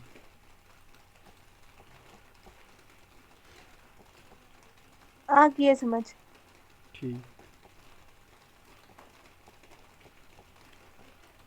अब अगर इसी चीज़ को यहाँ पर जिस तरह सर बता रहे थे कि कोई आपने मेथड यूज़ करना है, शायद रिमाइंडर का ऑपरेटर यूज़ करेंगे बार बार काउंट किए वेरिएबल के साथ, कुछ उन्होंने मैथमेटिकल स्टेप बताए थे, वो मुझे उनकी समझ बिल्कुल भी नहीं थी आई। तो शायद वो ज़्यादा आसान मेथड हो, अगर वो आपको कहीं से और से मिलता है, अगर आप उससे ट्राई करना चाहें तो कर सकते हैं, लेकिन मुझे उसकी समझ नहीं थी आई, इसलिए मैंने फिर इस मेथड से किया और मुझे ज़्यादा आसान लगा था। यहाँ पर इसके बाद हमारा पास अगर ये सही है। आगे आता है डी क्यू का मेथड के, अगर मैं डी क्यू देखना है क्लास 11:55 हो गया, तो ये टॉपिक आज मुकम्मल कर लें अपना, ये इसको आगे लेके जाना है, यहाँ पे मुकम्मल कर लें क्योंकि स्टार्ट किया हुआ है अब तो। कर ले मुकम्मल। ठीक। अब हमने जो 3 चीज़ हमने अभी देख लिया कि वो खाली इस कंडीशन में होता है, खाली इसके होने की कंडीशन देख लिया क्यू की, सर्कुलर क्यू की, उसके फुल होने की कंडीशन देख ली है, तो फुल का वो होता है उसमें डाटा ऐड किस तरह से करवाना है और रेयर को कैसे पीछे मूव करवाना है, ये चीज़ें हमने देख ली हैं। अब इसके बाद आता है कि डाटा को हमने रिमूव कैसे करना है, डी क्यू हम कैसे करवाएंगे। तो नॉर्मल जो हमारा एक यहाँ पर बना हुआ था कोड एक नॉर्मल क्यू का, जिसमें हमने सिंपल एक सर्कुलर पाथ नहीं था, एक नॉर्मल क्यू थी, तो उसके अंदर हम क्या करते थे कि आगे यहाँ पर डी क्यू के मेथड के अंदर देखते थे सबसे पहले कि अगर वो एमपीटी नहीं है तो यहाँ पर आकर हम जो भी जहाँ पर फ्रंट पॉइंट कर रहा होता था, क्योंकि हमारा जो क्यू का रूल है वो है कि जो फर्स्ट इन है फर्स्ट आउट है, हम उसी को डाटा को रिमूव करवाना होता है जो सबसे पहले ऐड हुआ था, तो सबसे पहले वही होता है जहाँ पर फ्रंट पॉइंट का आ रहा हो। तो यहाँ पर फ्रंट का जो डाटा होता था वो किसी वेरिएबल में स्टोर करते थे, फ्रंट में इंक्रीमेंट कर देते थे, और उसके बाद हम यहाँ पर काउंट की वैल्यू में माइनस करके वैल्यू को रिटर्न कर देते थे जो हमने वेरिएबल के अंदर स्टोर की है फ्रंट वहाँ पर फ्रंट की। ये काम हम यहाँ पर करते थे, और अगर वो यहाँ पर एमपीटी होता था हम यूज़र को डिस्प्ले करवा देते थे कि आपका क्यू एमपीटी है, और -1 रिटर्न करवा देते थे ताकि गार्बेज वैल्यू वहाँ पर कोई ना आए। अभी हम करते क्यों थे कि यहाँ पर हम देख रहे हैं कि इधर हम लेट करते हैं कि फ्रंट हमारा जो है यहाँ पर 1 के ऊपर पॉइंट कर रहा है और रेयर हमारा यहाँ 4 पे पॉइंट कर रहा है। तो अगर हमें डाटा डी क्यू करवाना है तो हम फ्रंट का करवाएंगे, हम 1 पे जो वैल्यू थी वो रिटर्न करते थे, 1 की वैल्यू रिटर्न की, फिर 2 की रिटर्न अगर करनी है तो डी क्यू किया, फिर 3 की, फिर 4 की, हमें ये यहाँ पर डाटा को डी क्यू करते जा रहे थे।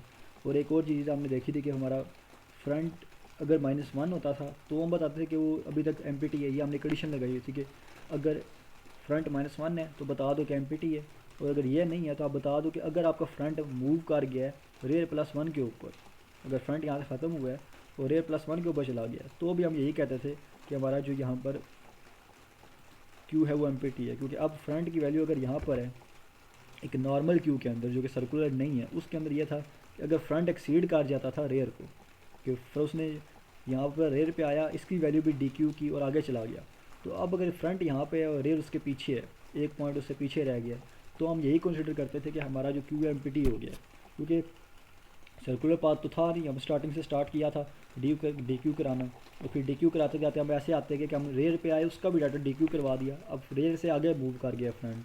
तो या इस कंडीशन के अंदर वो फ्रंट क्योंकि आगे है, रेयर पीछे है, तो हमें पता है कि सर्कुलर पाथ नहीं था, एक लीनियर पाथ था, एक बराबर हम सेंटेक्स में चल रहे थे। सेंटेक्स के अंदर अगर आप चल रहे हैं और कोई डाटा मौजूद हो तो फ्रंट की वैल्यू हमेशा पीछे होती है और रेयर की आगे होती है, तो अगर डाटा उसमें कोई पड़ा हुआ हो।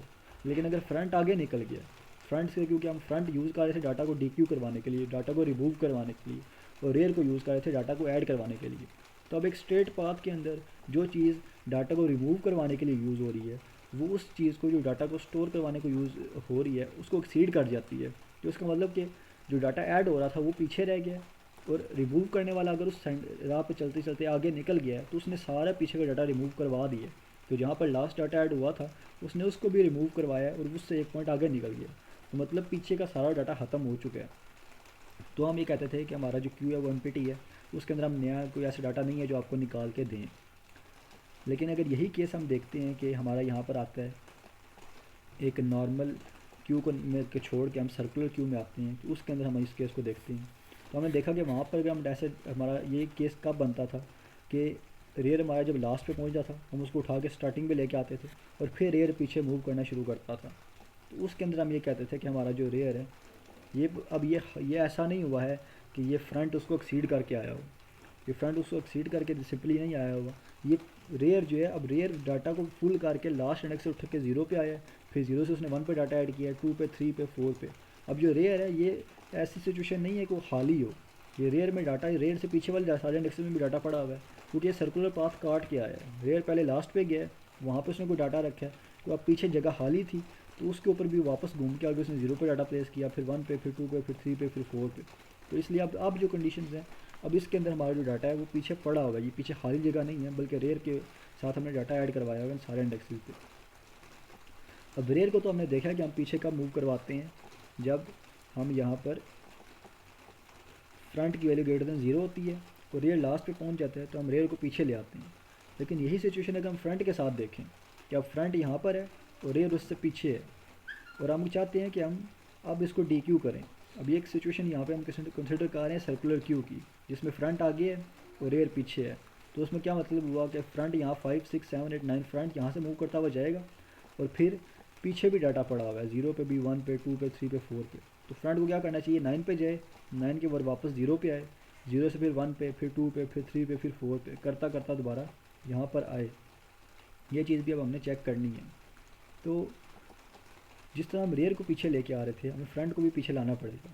अब हम देखते हैं कि अगर हम यहाँ से डाटा डी क्यू करवाते हैं तो क्या होगा, जहाँ भी फ्रंट पॉइंट कर रहा है वो डाटा यूज़र को रिटर्न होगा, तो फ्रंट एक पॉइंट आगे मूव कर जाएगा 6 पे। अब वो 6 पे मूव करता है अगर, तो वहाँ से हमने दोबारा डी क्यू को कॉल किया तो 6 डाटा रिटर्न होगा और फ्रंट 7 पे मूव कर जाएगा। इस तरह से फिर 8 पे और फिर 9 पे। अब यहाँ पे अगर 9 पे वो यहाँ पर आ गया फ्रंट हमारा अब सर्कुलर एक क्यू के अंदर 9 पे पहुँचा हुआ है और रेयर की वैल्यू जो है वो उससे पीछे है, रेयर कहीं पीछे रह गया। तो इसका मतलब कि अब यहाँ तक तो उसने डाटा रिटर्न करवा दिया। अब अगर दोबारा यूज़र डी क्यू करने का बोलता है तो उसको यहाँ से घूम के जो 0 इंडेक्स पे जाना चाहिए और उसका डाटा डी क्यू करवाना चाहिए। फिर अगर दोबारा यूज़र डी क्यू का बोलता है तो फिर 1 पे, फिर 2 पे, फिर 3 पे, फिर 4 पे। कब तक करवाना चाहिए, जब तक हमारा क्यू एम नहीं हो जाता। तो एम होने की हमने कुछ कंडीशन देखी थी कि अब कब वो एम होता है, लेकिन हमने जो कंडीशन यूज़ की थी, हमने सिंपल काउंट का वेरिएबल यूज़ किया था। काउंट की वैल्यू अगर 0 है तो वहाँ पर वो उसको डाटा को वो बता देगा कोड को कि आपका जो क्यू है वो एम है।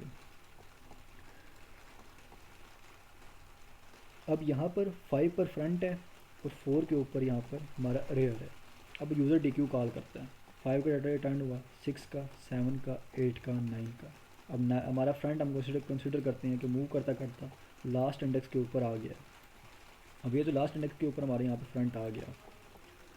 और जब ये यहाँ पर आया तो ये पॉइंट का आ रहा है 9 के ऊपर और रेयर यहाँ से कहीं पीछे पड़ा होगा, कहीं 4 पे या 3 पे कहीं और पड़ा होगा। यूज़र दोबारा एक बार कॉल करता है डी क्यू को। तो जब डी क्यू का मैसेज कॉल होता है तो हमें पता है कि वो क्या करता है, वो जाता है जो यहाँ पर डाटा पड़ा हुआ यूज़र को रिटर्न करता है और फ्रंट की वैल्यू के अंदर एक इंक्रीमेंट करता है। जब वो यहाँ पर अब एक इंक्रीमेंट करेगा तो यहाँ से हमारा इसने क्या करना है, इसने इंडेक्सेस की वैल्यू को एक्सीड कर जाना है। यहाँ पर जो इंडेक्सेस की वैल्यू का 9 तक थी और 9 के ऊपर दोबारा जाके डी क्यू कॉल हुआ है, तो होगा क्या कि हमारी यहाँ पे अब फ्रंट की जो वैल्यू है वो यहाँ से आगे निकल जाएगी। अब 9 के बजाय उसकी वैल्यू 10 हो गई है। अब 10 कोई इंडेक्स इसके अंदर मौजूद नहीं था। जब 10 इसके अंदर कोई इंडेक्स मौजूद ही नहीं है तो अब हमारा फ्रंट जो है वो गलत जगह पे पॉइंट कर रहा है। अब उसको यहाँ पर अगर वो पॉइंट कर रहा है इस जगह पर, तो ये गलत एक ऐसा पोजीशन है जहाँ पर उसको पॉइंट नहीं करना चाहिए। तो हमने ये सिचुएशन को हैंडल करना है और हमने इसको फ्रंट को हमें देखना है कि अगर फ्रंट ऐसी कंडीशन पे आ गया है कि ये एक्सीड कर रहा है इंडेक्सेस को, और इस जब ये कंडीशन एक बन है कि यहाँ पर ये एक्सीड कर रहा है इंडेक्सेस से आगे निकल गया, उसके साथ साथ ये भी है कि रेयर हमारा इससे छोटा है, रेयर की वैल्यू इससे पीछे कहीं रहेगी। यहाँ पे अब वो 4 पे कहीं है, 3 पे, 2 पे, 1 पे, वो कहीं पीछे पड़ा हुआ है। मतलब रेयर हमारे यहाँ से पहले घूम के पीछे जा चुका है। तो हम फ्रंट को भी यहाँ से उठाएंगे, इधर के बजाय हम इसको स्टार्टिंग पे ले आएंगे कि तुम भी पीछे चले जाओ, यहाँ पे 0 पे चले जाओ। अगर हमने उसको भी पीछे नहीं भेजा और फ्रंट हमारा अभी यहीं पर ही है 10 के ऊपर ही, तो काउंट की वैल्यू के अंदर अभी क्या पड़ा हुआ होगा कि काउंट की वैल्यू में अभी भी 0, 1, 2, 3, 4 जितने एलिमेंट्स ऐड हमने किए थे वो तो उसके अंदर काउंट के अंदर हिसाब रखा हुआ है कि हमारे कितने एलिमेंट स्टोर हैं, खाली है या नहीं है, काउंट के साथ वो चेक कर रहे हैं। तो फ्रंट चाहे एक्सीड भी कर रहा है, इंडेक्सेस को एक्सीड कर गया है, काउंट से अभी भी चेक हो रहा है कि कितनी वैल्यूज़ पड़ी हुई हैं और कितनी नहीं पड़ी हुई उस क्यू के अंदर। तो अगर क्यू खाली नहीं हुआ, अभी क्यू के अंदर कुछ वैल्यूज़ पड़ी हुई हैं, तो हम क्या करेंगे कि फ्रंट को यहाँ से उठाएंगे और वापस पीछे ले जाएंगे यहाँ 0 पे। क्या अब यहाँ से आगे नहीं जाओ, इसके आगे कोई इंडेक्सेस नहीं है, इधर से मूव करो और पीछे आ जाओ। तो इसको अगर हम यहाँ पे कोड में देखें तो नॉर्मल डी क्यू तो हमने देखा कि हम किस तरह से एक नॉर्मल डी क्यू को डील कर रहे थे, लेकिन ये चीज़ अगर हमने एक सर्कुलर क्यू के अंदर करनी है, डी क्यू हमने उसके अंदर करना है, तो हम क्या करेंगे, ये स्टेप्स तो हम यहाँ पे देख रहे हैं कि जो है कि यहाँ पे हमें डाटा स्टोर करना है, फ्रंट की वैल्यू को प्लस प्लस करना है, काउंट को -1 करना है, ये तो हमारी वही चीज़ें रहेंगी वहाँ पे। लेकिन उसके साथ एक चीज़ वहाँ पे हम और क्या करेंगे, हम यहाँ पे एक कंडीशन चेक करेंगे कि इस सर्कुलर क्यू के डी क्यू का मेथड यहाँ पर जो हम आ रहे हैं इस जगह पर, अब एक नॉर्मल बिल्कुल जो जिस तरह हम देखते हैं कि डी क्यू का मेथड हम बनाते हैं, पहले हम कंडीशन लगाते हैं कि नॉट एम्प्टी वो, और आगे इसमें हम बता देते हैं कि अगर वो एम्प्टी होगी क्यू इज़ एम्प्टी। ये जो हम चीज़ चेक करते हैं कि हम वो चीज़ सिंपल एक देख रहे हैं, ये एक नॉर्मल अब यहाँ पर जैसे बना होता है वैसे ही है। अब जो कुछ करना है हमने, जो ऑपरेशन परफॉर्म करनी है वो इस कंडीशन के अंदर चेक करेंगे कि अगर एम्प्टी नहीं है तो ही हम यहाँ पर ऑपरेशन परफॉर्म करें। अब जिस तरह से ऊपर इन क्यू में हमने किया था कि इस इफ़ के अंदर यहाँ पर इस पहले कंडीशन के अंदर आती है, हम क्या करते हैं, हम एक चीज़ चेक कर रहे थे कि अगर हमारा फ्रंट की वैल्यू ग्रेटर देन 0 है और रेयर लास्ट पे पहुँचा हुआ है तो रेयर को उठा के वापस -1 पे ले आओ। ये काम सबसे पहले हमने इस इन क्यू के अंदर आके यही किया था। इसी तरह डी क्यू के अंदर भी आके हम पहला काम यही करेंगे कि वो कंडीशन चेक करेंगे कि वो जो यहाँ पर हमारा ये फुल जो है नहीं हुई अभी एरे, और फिर जो फ्रंट है वो लास्ट पे पहुँच गया है, बिल्कुल एंड पे पहुँचा हुआ है, तो क्या करो इसको उठा के पीछे लेके आओ। तो ये चीज़ हमें यहाँ पर इसके अंदर अब देखेंगे। तो यहाँ पर आते हैं हम यहाँ कंडीशन क्या लगाएंगे कि इफ़ यहाँ पर आओ डी क्यू के मेथड के अंदर चेक करो कि अगर एम्प्टी नहीं है उसके अंदर आओ, इफ़ में यहाँ पर आके देखो कि आपका फ्रंट डबल इक्वल है साइज़ के, कि अगर तो फ्रंट साइज़ के इक्वल है। अब ये साइज़ के इक्वल कैसे हो सकता है, अगर ये 9 से इसने एक एक्सीड किया है, 9 से आगे गया है, तो 9 के आगे वो 10 ही आता है। जब वो 10 है तो साइज़ भी फिर हमारे पास 10 था, साइज़ अगर 10 होता है तो हमारे इंडेक्सेस 9 तक होती हैं। अब अगर फ्रंट 9 से +1 पे जाएगा तो वो 10 पे ही जाएगा, तो 10 पे अगर वो जा रहा है तो मतलब वो साइज़ के इक्वल हो रहा है। अगर फ्रंट हमारा साइज़ के इक्वल हो गया है, ये चीज़ हमने चेक करनी है। ये तो साइज़ के इक्वल हो गया है, लेकिन इसके साथ साथ हमारी एरे अभी फुल नहीं है। फ्रंट तो लास्ट पे पहुंच गया है लेकिन एरे फुल नहीं हुई अभी, काउंट की वैल्यू जो है अभी साइज़ के इक्वल नहीं आई। फ्रंट साइज़ के इक्वल आ गया है लेकिन काउंट की वैल्यू साइज़ के इक्वल नहीं आई है। तो मतलब यहाँ पर अभी पीछे कुछ जो वैल्यूज़ हैं वो बॉक्सेस हैं और ये चीज़ें खाली थी, फ्रंट आगे वैसे ही आगे मूव करके आया है, पीछे कुछ बॉक्सेस खाली रह गई। तो फिर हमने फ्रंट को पीछे मूव करवाना है। दो कंडीशन हम क्या चेक कर रहे हैं कि एक तो फ्रंट साइज़ के इक्वल आ जाए, इस कंडीशन पे आ जाए, और दूसरा ये हो कि अभी तक एरे फुल नहीं हुई, क्यों अभी तक बिल्कुल फुल नहीं हुआ, उसके अंदर कोई ना कोई जगह खाली है। तो हम यहाँ पे क्या करवाएंगे कि इधर आके एक तो हमने ये लिखा कि front double equal to size कर दो, ये चीज़ चेक करो, और दूसरा एंड का ऑपरेटर हमने लगाया कि अभी तक हमारा जो क्यू है वो फुल नहीं हुआ है। यानी फ्रंट तो साइज़ के इक्वल आ गया है लेकिन एरे अभी फुल नहीं हुई, तो क्या करो, इसके अंदर आओ, यहाँ पर, यहाँ आने के बाद फ्रंट की वैल्यू को ज़ीरो कर दो। जो फ्रंट ज़ीरो हो जाएगा तो वो कहाँ पे मूव करके आ जाएगा, वो यहाँ से ख़त्म होगा, या अब जहाँ पर वो इंडेक्स को एक्सीड कर गया था, वो 10 पे चला गया था, तब वो वहाँ से ख़त्म हो गया। जहाँ से ख़त्म उसको हमने उसको करवाया, ख़त्म करवाने के बाद हम उसको उठा के कहाँ पे ले आए कि पहले इंडेक्स पे आ जाओ, वापस फ्रंट के ऊपर आ जाओ, जहाँ पे यहाँ शुरू पे आपने आना है वहाँ पे आ जाओ, क्योंकि आगे वाला सारा डाटा तो हमने रिटर्न कर दिया है, लेकिन आगे का डाटा रिटर्न करने के बाद अब तुम वापस पीछे आ जाओ, क्योंकि पीछे कुछ डाटा पड़ा हुआ है अभी कोई ना कोई एलिमेंट्स यहाँ पर हैं, तो वो हमने उसको मूव करवाया और अब यहाँ पर वो आ गया। अब यहाँ आने के बाद अब हमें क्या करना चाहिए कि अब जो ज़ीरो पे वैल्यू पड़ी हुई है, अब ये यूज़र को रिटर्न करवानी चाहिए, क्योंकि जो पहले अगर 9 + 1 10 पे पहुंचा हुआ था, 10 एक इनवैलिड इंडेक्स था जिसके ऊपर कोई वैल्यू नहीं थी, कोई गार्बेज वैल्यू होती है कुछ, शायद वो इंडेक्स ही ना होता, वहाँ पे कुछ बना ही ना होता, तो वो एरर दे सकता था हमारे प्रोग्राम में, तो इसलिए हमने उसको वहाँ से उठाया, वापस ज़ीरो पे लेके आया। अब ज़ीरो एक वैलिड इंडेक्स है, तो उसका डाटा हम रिटर्न करवा सकते हैं, क्योंकि रेयर अभी भी हमारा कहीं आगे मूव कर या रेयर अगर 4 पे है तो मतलब वो पीछे डाटा स्टोर करता हुआ आ रहा है, तो यहाँ पर फिर कोई डाटा पड़ा हुआ होगा, डाटा हम यूज़र को रिटर्न करवा सकते हैं। तो यहाँ पर हम करेंगे क्या कि यहाँ पर आने के बाद हम इधर ये कंडीशन हमें चाहिए चेक कर ली कि अगर यहाँ पर ऐसा केस बन रहा है कि हमारा फ्रंट साइज़ के इक्वल पहुँचा हुआ हो और हमारा जो क्यू है वो फुल नहीं हुआ, तो फ्रंट की वैल्यू हमने ज़ीरो की। उसके बाद हम यहाँ पर आए, वही काम जो हम करते थे कि एक नया वेरिएबल बनाया, वेरिएबल बनाने के बाद यहाँ पर हमने क्या किया कि क्यू के जहाँ पे फ्रंट पॉइंट कार है वहाँ पर गए, वो डाटा इस वेरिएबल के अंदर स्टोर करवाया। वो स्टोर करवाने के बाद यहाँ पर हमने फ्रंट की वैल्यू एक बार इंक्रीमेंट की, वो इंक्रीमेंट करवाई, काउंट की वैल्यू एक बार माइनस करवाई। उसके बाद जो डाटा हमने रिटर्न करना था, रिटर्न वैल्यू, वो हमने यूज़र को रिटर्न कर दिया। अब ये सारे स्टेप्स अगर हम देखें तो ये वही सेम रहे हैं जो एक नॉर्मल, यहाँ पर अगर हम क्यू का ऑपरेशन देखते हैं जो नॉर्मल क्यू के डी क्यू के ऊपर आ रहे थे, ये वही स्टेप जो यहाँ पर थे, यही स्टेप्स हमने सर्कुलर क्यू के अंदर भी यहाँ पे देखें कि वो सेम है। चेंज क्या आ रहा है कि हमने यहाँ पर इफ़ की कंडीशन लगाई है कि अगर हमारा फ्रंट साइज़ के इक्वल पहुँचा होगा और हमारी एरे अभी फुल नहीं हुई, क्यू अभी फुल नहीं हुआ, तो हम फ्रंट की वैल्यू को ज़ीरो करवा रहे हैं ताकि हमारा एक वैलिड इंडेक्स के ऊपर फ्रंट पॉइंट करे और वहाँ की वैल्यू हम रिटर्न करवा सकें। और अगर यहाँ पर ये चीज़ नहीं होती हमारा, तो इसके अंदर आता ही नहीं है, वो हमारा वो पहले ही एम्प्टी होता है, क्यू को देखता है कि वो एम्प्टी है, तो नीचे एल्स में जाके वो यहाँ पर ही एरर वगैरह दे देगा। तो इन क्यू डी क्यू का मेथड भी हमने यहाँ पे आप देख लिया। अब इस डी क्यू का मेथड की समझ आ गई है? जी आ गई है।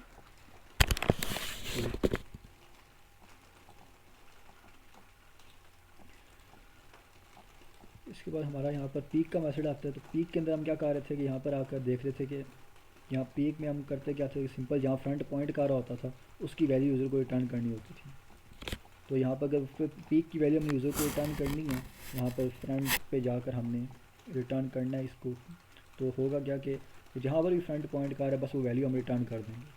तो उसके अंदर हमें कोई चेंजिंग करने की ज़रूरत नहीं है। अब फ्रंट जहाँ पर भी है, फ्रंट कहाँ पर होगा कहाँ पर नहीं होगा ये डिसाइड हम डी क्यू के मेथड के अंदर कर रहे हैं कि वो कहाँ पर जाए और कहाँ पर ना जाए। अब फ्रंट जहाँ पर भी है सिंपल पीक में आ जाओ और वो वैल्यू रिटर्न कर दो। तो पीक के मेथड के अंदर हम कोई चेंजिंग नहीं करेंगे, जैसा हमने पीक का मेथड बनाया हुआ था वो वैसा ही रहेगा। क्लियर। अगर क्यू का हम देखते हैं तो उसके अंदर भी हमारा जो वैल्यूज़ रहेंगी वो सेम ही रहेंगी। क्लियर क्यू करते टाइम पे हमने वही काम करना है जैसे हम पहले कह रहे थे कि फ्रंट और रियर की वैल्यू -1, काउंट साइज़ की 0 और जो स्पेस हमने लोकेट किया डिलीट करके क्यू को नल करवा देते थे वो हमारा सेम ही रहेगा। इज़ फुल और इज़ एम्प्टी को हमने देख लिया कि हम क्या कर रहे हैं उसके अंदर। जो लास्ट हमारा ट्रेवर्सल है, अब ट्रेवर्सल पे हम क्या कर रहे थे कि हम फ्रंट से स्टार्ट करते थे और रियर तक जाते थे और हर नोड पे जाके हर इंडेक्स पे जाके हम वो डाटा डिस्प्ले करवा देते थे। अब ये काम जब नॉर्मल एक नॉर्मल क्यू के अंदर देख रहे थे कि फ्रंट हमारा यहाँ पर है 0 पे, रेयर कहीं 4 पे है, तो ये काम सही वैलिड रहता है कि 0 से स्टार्ट करो 4 पे जाओ और वो डाटा जो है डिस्प्ले करवा दो। अगर सर्कुलर पाथ को हम देखें, एक सर्कुलर कंडीशन के अंदर अब रेयर यहाँ से हम कोई डाटा पीछे DQ करवाते हैं और फ्रंट को हम मूव करवाते हैं 2 पे 3 पे कहीं पे ले जाते हैं, फ्रंट हमारा यहाँ फर्ज करें यहाँ पर 2 के ऊपर या 3 के ऊपर कहीं पर है पड़ा हुआ फ्रंट अभी, और रेयर हमने यहाँ से मूव करवाया, डाटा ऐड करवाते गए रेयर लास्ट इंडेक्स पे पहुँचा। लास्ट पे दोबारा जब हमने डाटा ऐड करवाया तो पीछे कोई जगह खाली थी, तो रेयर अब मूव करके पीछे आ गया। अब यहाँ पर रेयर हमारा जो है वो यहाँ कहीं पीछे आ जाता है, वो यहाँ से ख़त्म हो जाता है जहाँ पहले था, और मूव करता करता वो रेयर अब आ गया यहाँ पे। अब फ्रंट की वैल्यू 2 है और रेयर की वैल्यू 1 है। जब ट्रैवर्सल के अंदर हम कंडीशन लगाएंगे यहाँ पर आके कि फ्रंट को जो आई की वैल्यू जो स्टार्ट कर लिए फ्रंट की वैल्यू जो है वो 2, और फ्रंट की वैल्यू यहाँ पे क्या आ रही है 2, तो आई स्टार्ट कहाँ से होगा 2 से। अगली टर्मिनेशन कंडीशन हमें यहाँ पे क्या लगाई हुई है कि जब तक आई की value less than equal to rear रहती है तब तक इस लूप को चलाओ। अब रेयर की वैल्यू अगर हम यहाँ पे देखें तो रेयर की वैल्यू यहाँ पे 1 है। अब 2 स्टार्ट आई की वैल्यू कहाँ से हो रही है 2 से, और कंडीशन क्या लगी हुई है जब तक वो रेयर से कम हो रही है। अब रेयर की वैल्यू में तो 1 आ गया, अब ना 2 1 के इक्वल है ना उससे लेस है, तो हमारा लूप चलेगा ही नहीं हमारा। अब हालांकि 2 से यहाँ से स्टार्ट होना चाहिए, 3 4 5 6 7 8 9 0 1 तक हमें ट्रेवर्स करना चाहिए सारे के सारे डाटा को, लेकिन हो क्या रहा है कि जितनी भी वो जो हम जैसे ही उसको अप्लाई करेंगे, हम उस लूप को चलाएंगे, हम कंडीशन कॉल करेंगे ट्रैवर्सल के लिए, तो होगा क्या पहले कंडीशन के अंदर ही वो चेक करेगा कि फ्रंट की वैल्यू 2 है, क्या वो रेयर से लेस या इक्वल है, नहीं है, लूप वहीं पे नहीं चलेगा, हमारा लूप वहीं पे रुक जाएगा। तो अगर हम इस तरह से इस लूप को चलाते हैं तो या ट्रैवर्सल के मेथड को कॉल करते हैं, ट्रैवर्सल फिर हमारा नहीं चल सकता। सर्कुलर के लिए अब हम ट्रैवर्सल की कंडीशन को चेंज करेंगे, तो हम चेंज कैसे कर सकते हैं कि अब बात हुई है कि इसके अंदर बहुत सारी कंडीशन लगानी पड़ सकती हैं कि यहाँ पर फ्रंट है तो ये काम करो, रेयर पीछे आ गया तो उसको ऐसे चलाओ, अब बहुत सारी यहाँ पे हमें चीज़ें अप्लाई करनी पड़ सकती हैं। लेकिन अगर हम एक सिंपल काम करें कि बिल्कुल सिंपल मेथड है कि देखें कि हमने कॉल करना है ट्रैवर्सल को, तो हम कैसे कर सकते हैं कि हम 0 से स्टार्ट करें और 9 तक बिल्कुल लास्ट एंड तक सारी की सारी एरे को ट्रैवर्स कर दें। 0 से स्टार्ट करके लास्ट तक सारी की सारी एरे को, फ्रंट कहाँ पर है रेयर कहाँ पर है हमें उससे फ़र्क नहीं पड़ रहा, हम सारी एरे को ट्रैवर्स कर दें।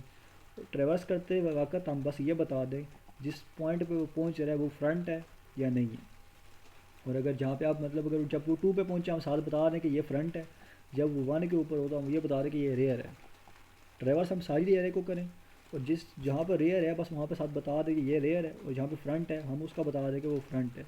तो ये एक आसान सा मेथड है, ये हम यूज़ कर सकते हैं। अब प्रॉपर अगर हम उस तरह करना चाहें कि जहाँ पर फ्रंट है वहीं से स्टार्ट हो फिर मूव करके अगर वापस 0 1 पे आए, तो इस तरह से करवाना तो बहुत सारे टफ कंडीशन वहाँ पर लगेंगी, हर एक चीज़ को चेक करना पड़ेगा क्या फ्रंट पीछे आया या नहीं आया, या रेयर मूव करके पीछे आया कि नहीं आया। उसके बाद अगर फ्रंट आगे है या रेयर आगे है, ये चीज़ें भी चेक करनी पड़ती हैं। तो उन सब को छोड़ के हम ये कह रहे हैं कि हम पूरी एरे को ट्रैवर्स कर रहे हैं और सिर्फ बता देंगे यूज़र को कि फ्रंट पे अगर हम पहुँचे हुए हैं तो हम बताएंगे कि फ्रंट ये है, और रेयर पे अगर हैं तो हम बता देंगे कि रेयर यहाँ पर है। तो ये अब हम कैसे कर सकते हैं, यहाँ पर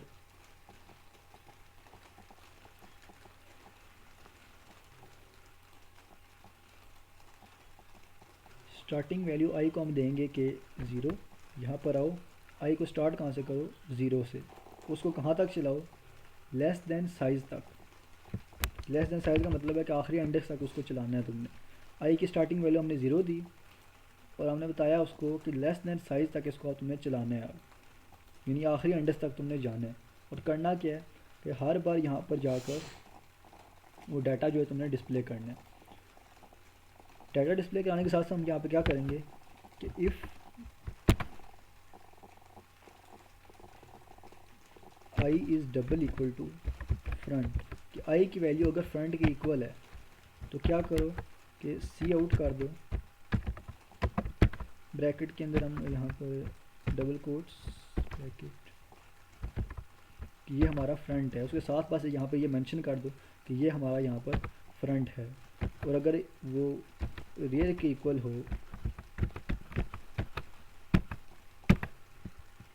यहाँ पर हम इसको यहाँ पर एल्स इफ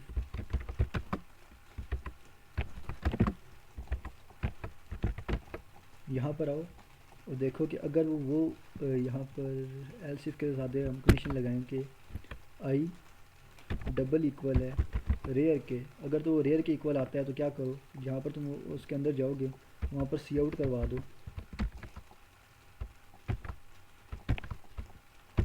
कि वो उसके साथ आर लिख के बता दो, मेंशन कर दो कि ये हमारा रेयर है, ताकि यूज़र को पता चल जाए कि अब हम यहाँ पर रेयर के ऊपर हैं। तो बाकी जो हमने नीचे कंडीशन लगाई हुई थी वो वैसे ही रहेगी, सिर्फ क्या कि अगर जब आई की वैल्यू फ्रंट के इक्वल आएगी तो उस जो उस नंबर लिखना है वहाँ पे बता देगा फ्रंट हमारा यहाँ पर है। और जब वो एल्स इफ में यहाँ पर जाएगा वो देखेगा कि वो इसके अगर रियर के इक्वल आ रहा है, तो अगर वहाँ पर रियर के इक्वल आ रहा है तो साथ लिख देगा कि यहाँ पर ये नंबर जो है यहाँ पर है, ये रेयर है हमारा। और वो करेगा कि नीचे क्या, कि वही काम जो कर रहा था, वो जो एलिमेंट्स की वैल्यू डिस्प्ले कर है वो सारी वैल्यूज़ को वैसे डिस्प्ले करेगा। यहाँ पर ये मेथड्स हमारे बन गए हैं ट्रेवर्सल का यहाँ पर, और उसके बाद बाकी मेथड्स को हमने देख लिया है। इनको एक बार हम कॉल करके देखते हैं मेन के अंदर।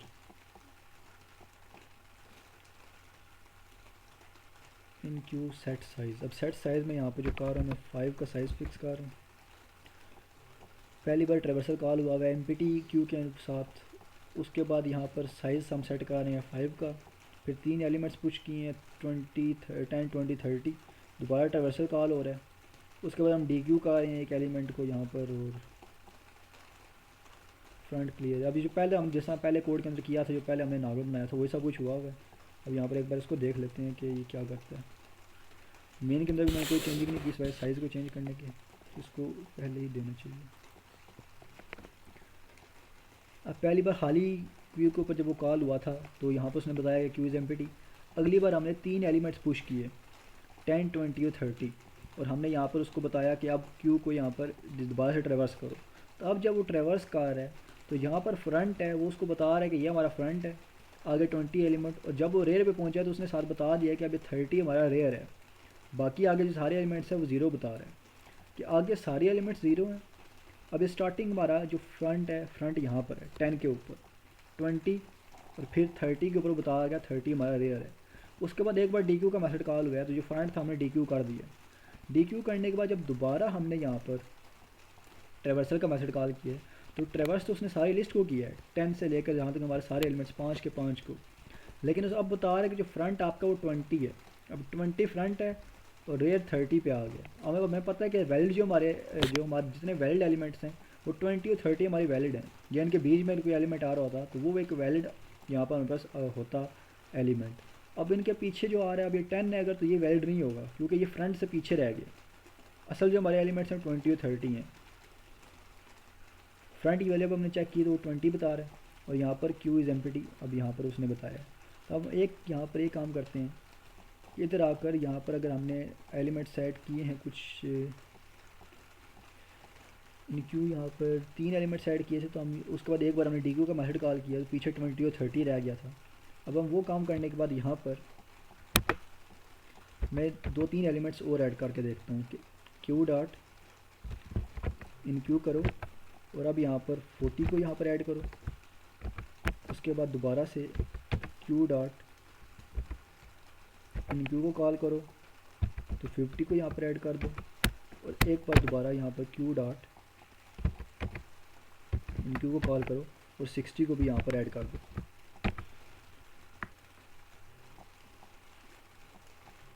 यहाँ पर अब हम चलाकर इसको देखते हैं कि ये चलेगा कि नहीं।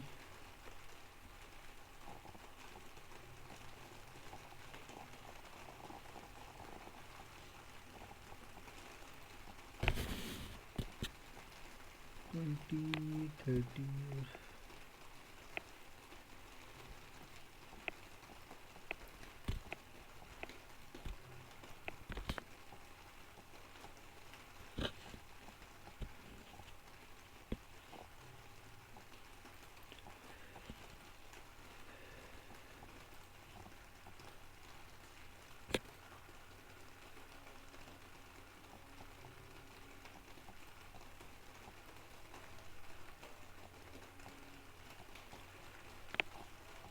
यहाँ पर इसको चलना चाहिए लेकिन ये चल क्यों नहीं रहा।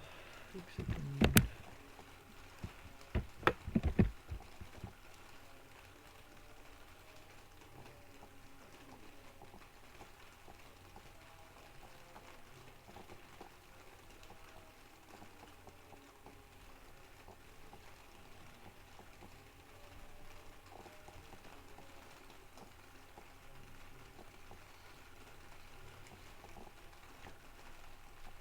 अब यहाँ पे हमने किया क्या है कि यहाँ पर साइज़ हमने 5 सेट किए, उसके बाद हमने यहाँ पे 6 एलिमेंट्स को यहाँ पे ऐड किए, 1 2 3 4 5 और 6। अगर साइज़ 5 है तो 5 एलिमेंट्स ऐड हो जाएंगे पहले, उसके बाद जब छठा एलिमेंट आप ऐड करेंगे तो उसके बाद एरर आ जाना चाहिए कि आपकी एरे जो है फुल है। फिर हम उसको ट्रेवर्स कर रहे हैं।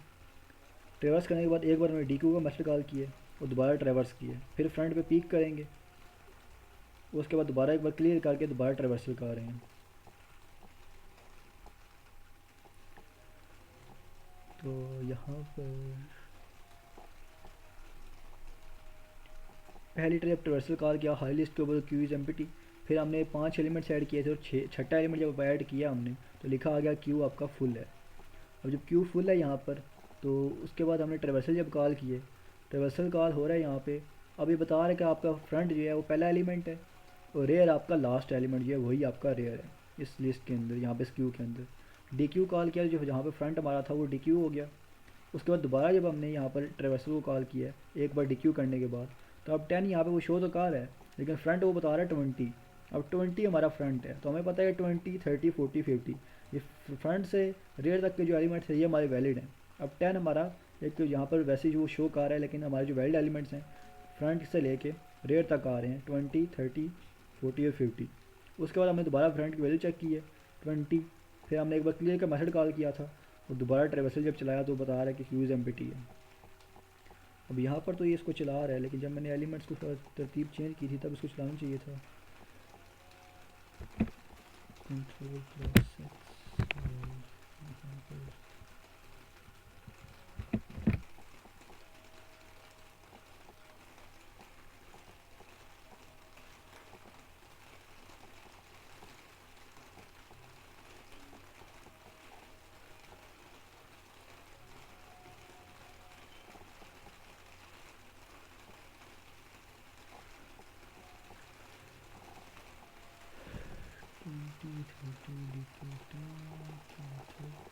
उसके बाद ट्रेवर्सल ने कॉल किया इस वजह से शायद। ठीक शायद हाँ ट्रेवर्सल हमने यहाँ पे भी कॉल ही नहीं किया।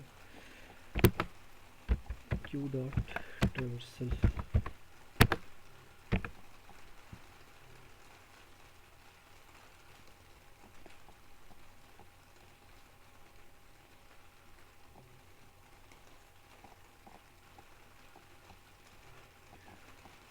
तो हमने किया क्या था, तो पहले हाल ही को भी जब कॉल किया तो एमपीटी फिर 3 एलिमेंट्स डाले थे और उसके बाद एक एलिमेंट को डी क्यू कर दिया था। तो लिस्ट के अंदर हमारा क्या बचा था कि 20 30 अब ये एलिमेंट्स वैलिड थे और 10 वैसे ही वो शो कर रहा है। फिर हमने क्या किया कि 3 एलिमेंट्स अब और यहाँ पर इसके बाद इस लाइन के बाद हमने 3 एलिमेंट्स और वहाँ पर इनक्यू किए हैं। जब हम 3 एलिमेंट्स ऐड करेंगे तो होना क्या चाहिए कि रेयर को एक पॉइंट आगे जाना चाहिए, 30 के आगे जो 0 है वहाँ पे 40 आना चाहिए। वो एलिमेंट जब दोबारा एक बार इनक्यू कॉल हो तो फिर 40 से वो एक पॉइंट और आगे मूव करे, यहाँ पे रेयर जाए लास्ट के ऊपर और 50 उसको पुश करे। जब दोबारा से इनक्यू कॉल हो तो वो चेक करे कि क्या हमारा फ्रंट ग्रेटर देन 0 है। अब 0 इंडेक्स पे 10 पड़ा हुआ है लेकिन फ्रंट हमारा कहाँ पे है 1 पे ऊपर है तो वो 0 से ग्रेटर है। और रेयर हमारा लास्ट पे अगर पहुँचा हुआ है यहाँ पर साइज़ -1 के ऊपर तो उसको फ्रंट को उठा के पीछे लेके जाना चाहिए था और उसको रेयर को उठाकर वापस लेके जाना चाहिए था स्टार्टिंग के ऊपर कि आप स्टार्टिंग में जाकर डाटा को ऐड करें। जो 60 ऐड होगा वो बिल्कुल पहले इंडेक्स पे जाकर ऐड होगा। तो यहाँ पर अब ये लाइन कि फ्रंट यहाँ 20 पे था तो 20, रेयर हमारा 30 पे था, 30 से मूव करके 40 पे डाटा ऐड हुआ, 40 के बाद 50 पे ऐड हुआ, 50 से अब वो मूव करके कहाँ चला गया बिल्कुल स्टार्ट पे पहले इंडेक्स पे। अब उसने डाटा यहाँ पर पुश किया 60 के जो है पहले इंडेक्स पे। यहाँ पर पुश करने के बाद अब वो बता रहा है कि फ्रंट हमारा यहाँ पर है और रेयर पीछे है। तो अब हमें पता है कि फ्रंट के अगर जितने हैं वो सारे वहाँ से लेकर पीछे जहाँ तक रेयर पॉइंट का आ रहा है वो सारे एलिमेंट्स हमारे वैलिड हैं। तो ये चीज़ हम यहाँ पर देख रहे हैं कि अब हमें यहाँ से देख कर पता चल जाता है कि हमारी कौन से लिस्ट के अंदर कहाँ तक फ्रंट कहाँ पर है, रेयर कहाँ पर है और कौन से पॉइंट्स हमारे वैलिड हैं। अब अगर एक बार मैं यहाँ पर डी क्यू को और कॉल करता हूँ तो ये क्या होगा कि फ्रंट हमारा यहाँ से मूव करके 30 पे चला जाएगा। 30 पे जब वो जाएगा तो हमें पता चलेगा कि 30 40 50 और जो स्टार्टिंग वाला इंडेक्स 60 है वो तो हमारे वैलिड है लेकिन बीच में जो 20 आ रहा है वो वैलिड नहीं है क्योंकि फ्रंट हमारा एक पॉइंट आगे मूव कर रहा होगा। तो एक बार मैं पहले एक बार यहाँ ट्रेवर्सल के बाद सिर्फ इनक्यू के मैसेज को कॉल करता हूँ पहले कि वो देख कर चेक करे कि वो इस फुल एरे के ऊपर कोई डाटा ऐड करता है कि नहीं करता, क्योंकि अभी वो फुल है। एक बार मैंने यहाँ पे वो कॉल किया तो एक बार मैं यहाँ पे डी क्यू को कॉल कर, उसके बाद दोबारा ट्रेवर्सल। तो यहाँ पर इसको अब एक बार रन करते हैं।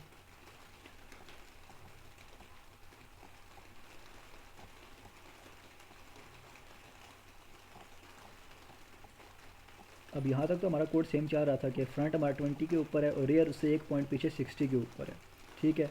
उसके बाद जब हमने एक एलिमेंट दोबारा ऐड करने के लिए इनको का मेथड कॉल किया है तो उसने ये डिस्प्ले करा दिया क्यू आपकी फुल है, अभी आप और कोई डाटा ऐड नहीं कर सकते, क्योंकि हमारा जो काउंट की वैल्यू थी वो साइज़ के इक्वल पहुँची हुई थी। 5 साइज़ था और यहाँ पर जो हमने एलिमेंट है 5 ऐड कर दिए थे, तो काउंटर साइज़ की वैल्यू इक्वल थी, तो यहाँ पर उसने बता दिया क्यू आपकी फुल है। उसके बाद हमने एक एलिमेंट को डी क्यू करके दोबारा ट्रावर्सल कॉल किया, तो अब क्या हुआ कि फ्रंट मेरा 30 पे चला गया, आगे 40 50 और जो रेयर है वो 60 के ऊपर है। अब 50 इस फ्रंट और रेयर के दरमियान में जो गैप आ रहा है वो हमें पता है कि 20 यहाँ पे शो तो कार है, लेकिन ये एक हमारी ना वैसी वैल्यू है, ये लिस्ट का हिस्सा नहीं है, क्योंकि लिस्ट हमारा फ्रंट जो है वो उसके आगे है और रेयर उससे पीछे है कहीं, तो बीच में जो है नंबर आ रहा है वो फालतू है। हमारा यहाँ पे जो वैल्यू आ रही है वो असल में यहाँ पर फ्रंट के ऊपर है कि फ्रंट 30, उसके आगे 40 50 और फिर यहाँ पर जो रेयर है हमारा 60 के ऊपर है। तो 20 हमारा यहाँ पर शो कर रहा है, लेकिन हमें देख के पता चल जाता है कि ये एक जो लिस्ट का हिस्सा ये नहीं है, असल वैल्यूज़ हमारी ये वाली है और ये वाली है। तो उसके बाद जब एक बार कॉल किया पीक का मेथड तो वो बता रहा है कि फ्रंट आपका 30 है। तो इसका मतलब कि हमारे इतने मेथड्स हमने बनाए हैं वो सारे काम कर रहे हैं, उनके अंदर कोई प्रॉब्लम नहीं आ रही। तो सैम्पल डाटा देके हमने सारी चीज़ें चेक कर ली हैं, सैम्पल डाटा से चेक करना होता है तो वो भी साथ हमने देख लिया। तो इस टॉपिक के अंदर आप कोई क्वेश्चन हो या कोई कन्फ्यूजन रह गई हो? आ गया समझ। ठीक, तो इसमें मैं सजेस्ट करूँगा कि यहाँ पर आप डेट और सर्च का मेथड जो है उसको यहाँ पर उनके अंदर इम्प्लीमेंट ना करें, क्योंकि इसके अंदर हमारे बीच में वैल्यूज़ जो होंगी हम बार बार खाली छोड़ेंगे जगह, फ्रंट कहीं पर आ जाएगा। और जो ट्रेवर्सल जब हम करते हैं तो हम देखना, फिर हमें ये देखना पड़ेगा हम लिस्ट पूरी ट्रेवर्स कर रहे हैं, हमने चेक नहीं लगाया कि फ्रंट से लास्ट तक जाए और फिर ये चेक करें कि फ्रंट लास्ट पे मूव है, पीछे आया या नहीं, ये सारी चीज़ें हमने चेक नहीं लगाए हुए, वो हमने इतना कॉम्प्लेक्स नहीं किया प्रोग्राम को। तो इसके साथ इस सूरत में अगर हम सर्च को कॉल करते हैं तो वो पूरी लिस्ट को जब ट्रेवर्स करेगा, और फ्रंट हमारा शायद 10 के ऊपर यहाँ पर 10 पे हो, रेयर मूव करके पीछे बीच 1 पे आया वो, तो बीच वाले जो नंबर होंगे अगर वो इनवैलिड भी होंगे, जो लिस्ट का ऐसा नहीं भी होंगे, तो सर्च के टाइम पे हमें उनमें भी सर्च करना पड़ जाएगा। तो ये सारी चीज़ें बहुत सारी कॉम्प्लिकेशन उसमें आएंगी। तो इसमें सर्च और अपडेट ये मेथड इसके अंदर इंप्लीमेंट हम नहीं करेंगे, जो मेथड अभी हमने बनाए हैं सिर्फ इन्हीं को हम देखेंगे।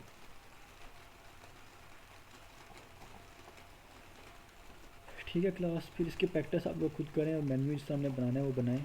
और कल क्लास लेनी है आपने, कल और परसों? ठीक, जी लेनी है अगर आप फ्री हैं तो। ठीक है, कल और परसों में क्लास वो ले लेंगे, उसमें हमने जो पीछे जो 3 टॉपिक स्किप किए थे उनको देखेंगे। तो अभी आप फिर क्लास में कोई क्वेश्चन नहीं है तो लीव कर सकते हैं, वैसे भी काफ़ी लेंथी हो गई है। लिंक लिस्ट में नहीं होता ना सर्कुलर क्यू ये होता है। लिंक लिस्ट के अंदर हम सर्कुलर बना सकते हैं उसको, लेकिन उसको अगर ना बनाने का ज़रूरत नहीं होती, बनाना चाहें तो हम क्या करेंगे कि जहाँ पर हम टेल बनाते हैं ना, जो भी हम टेल बनाते हैं, जब जिस भी एलिमेंट को हम बना रहे हैं टेल, हमने देखा था कि हम जो नया एलिमेंट ऐड कर रहे होते हैं यहाँ पर उसकी स्टार्टिंग अगर जिस तरह आपने कोड को डिस्प्ले कराया था, देखा था कि हम डाटा ऐड करते थे नए एलिमेंट में, उसके नेक्स्ट को साथ ही नल कर देते थे। तो उसके नेक्स्ट को नल करने के वजह हम क्या करेंगे कि next is equal to head कर देंगे, जो नया एलिमेंट हम इनक्लूड करते टाइम पे तो वहाँ पे बनाते हैं स्टार्टिंग के ऊपर कि node temp is equal to new node, उसके बाद टेम्प का डाटा के अंदर वैल्यू पास करते थे यूज़र ने दी होती थी, और टेम्प के नेक्स्ट को हम साथ नल कर रहे थे।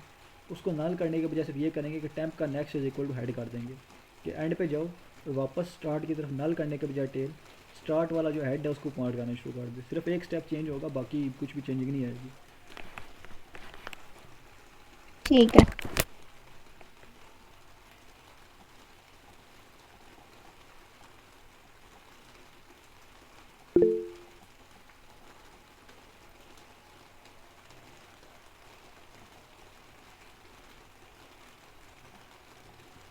वेलकम।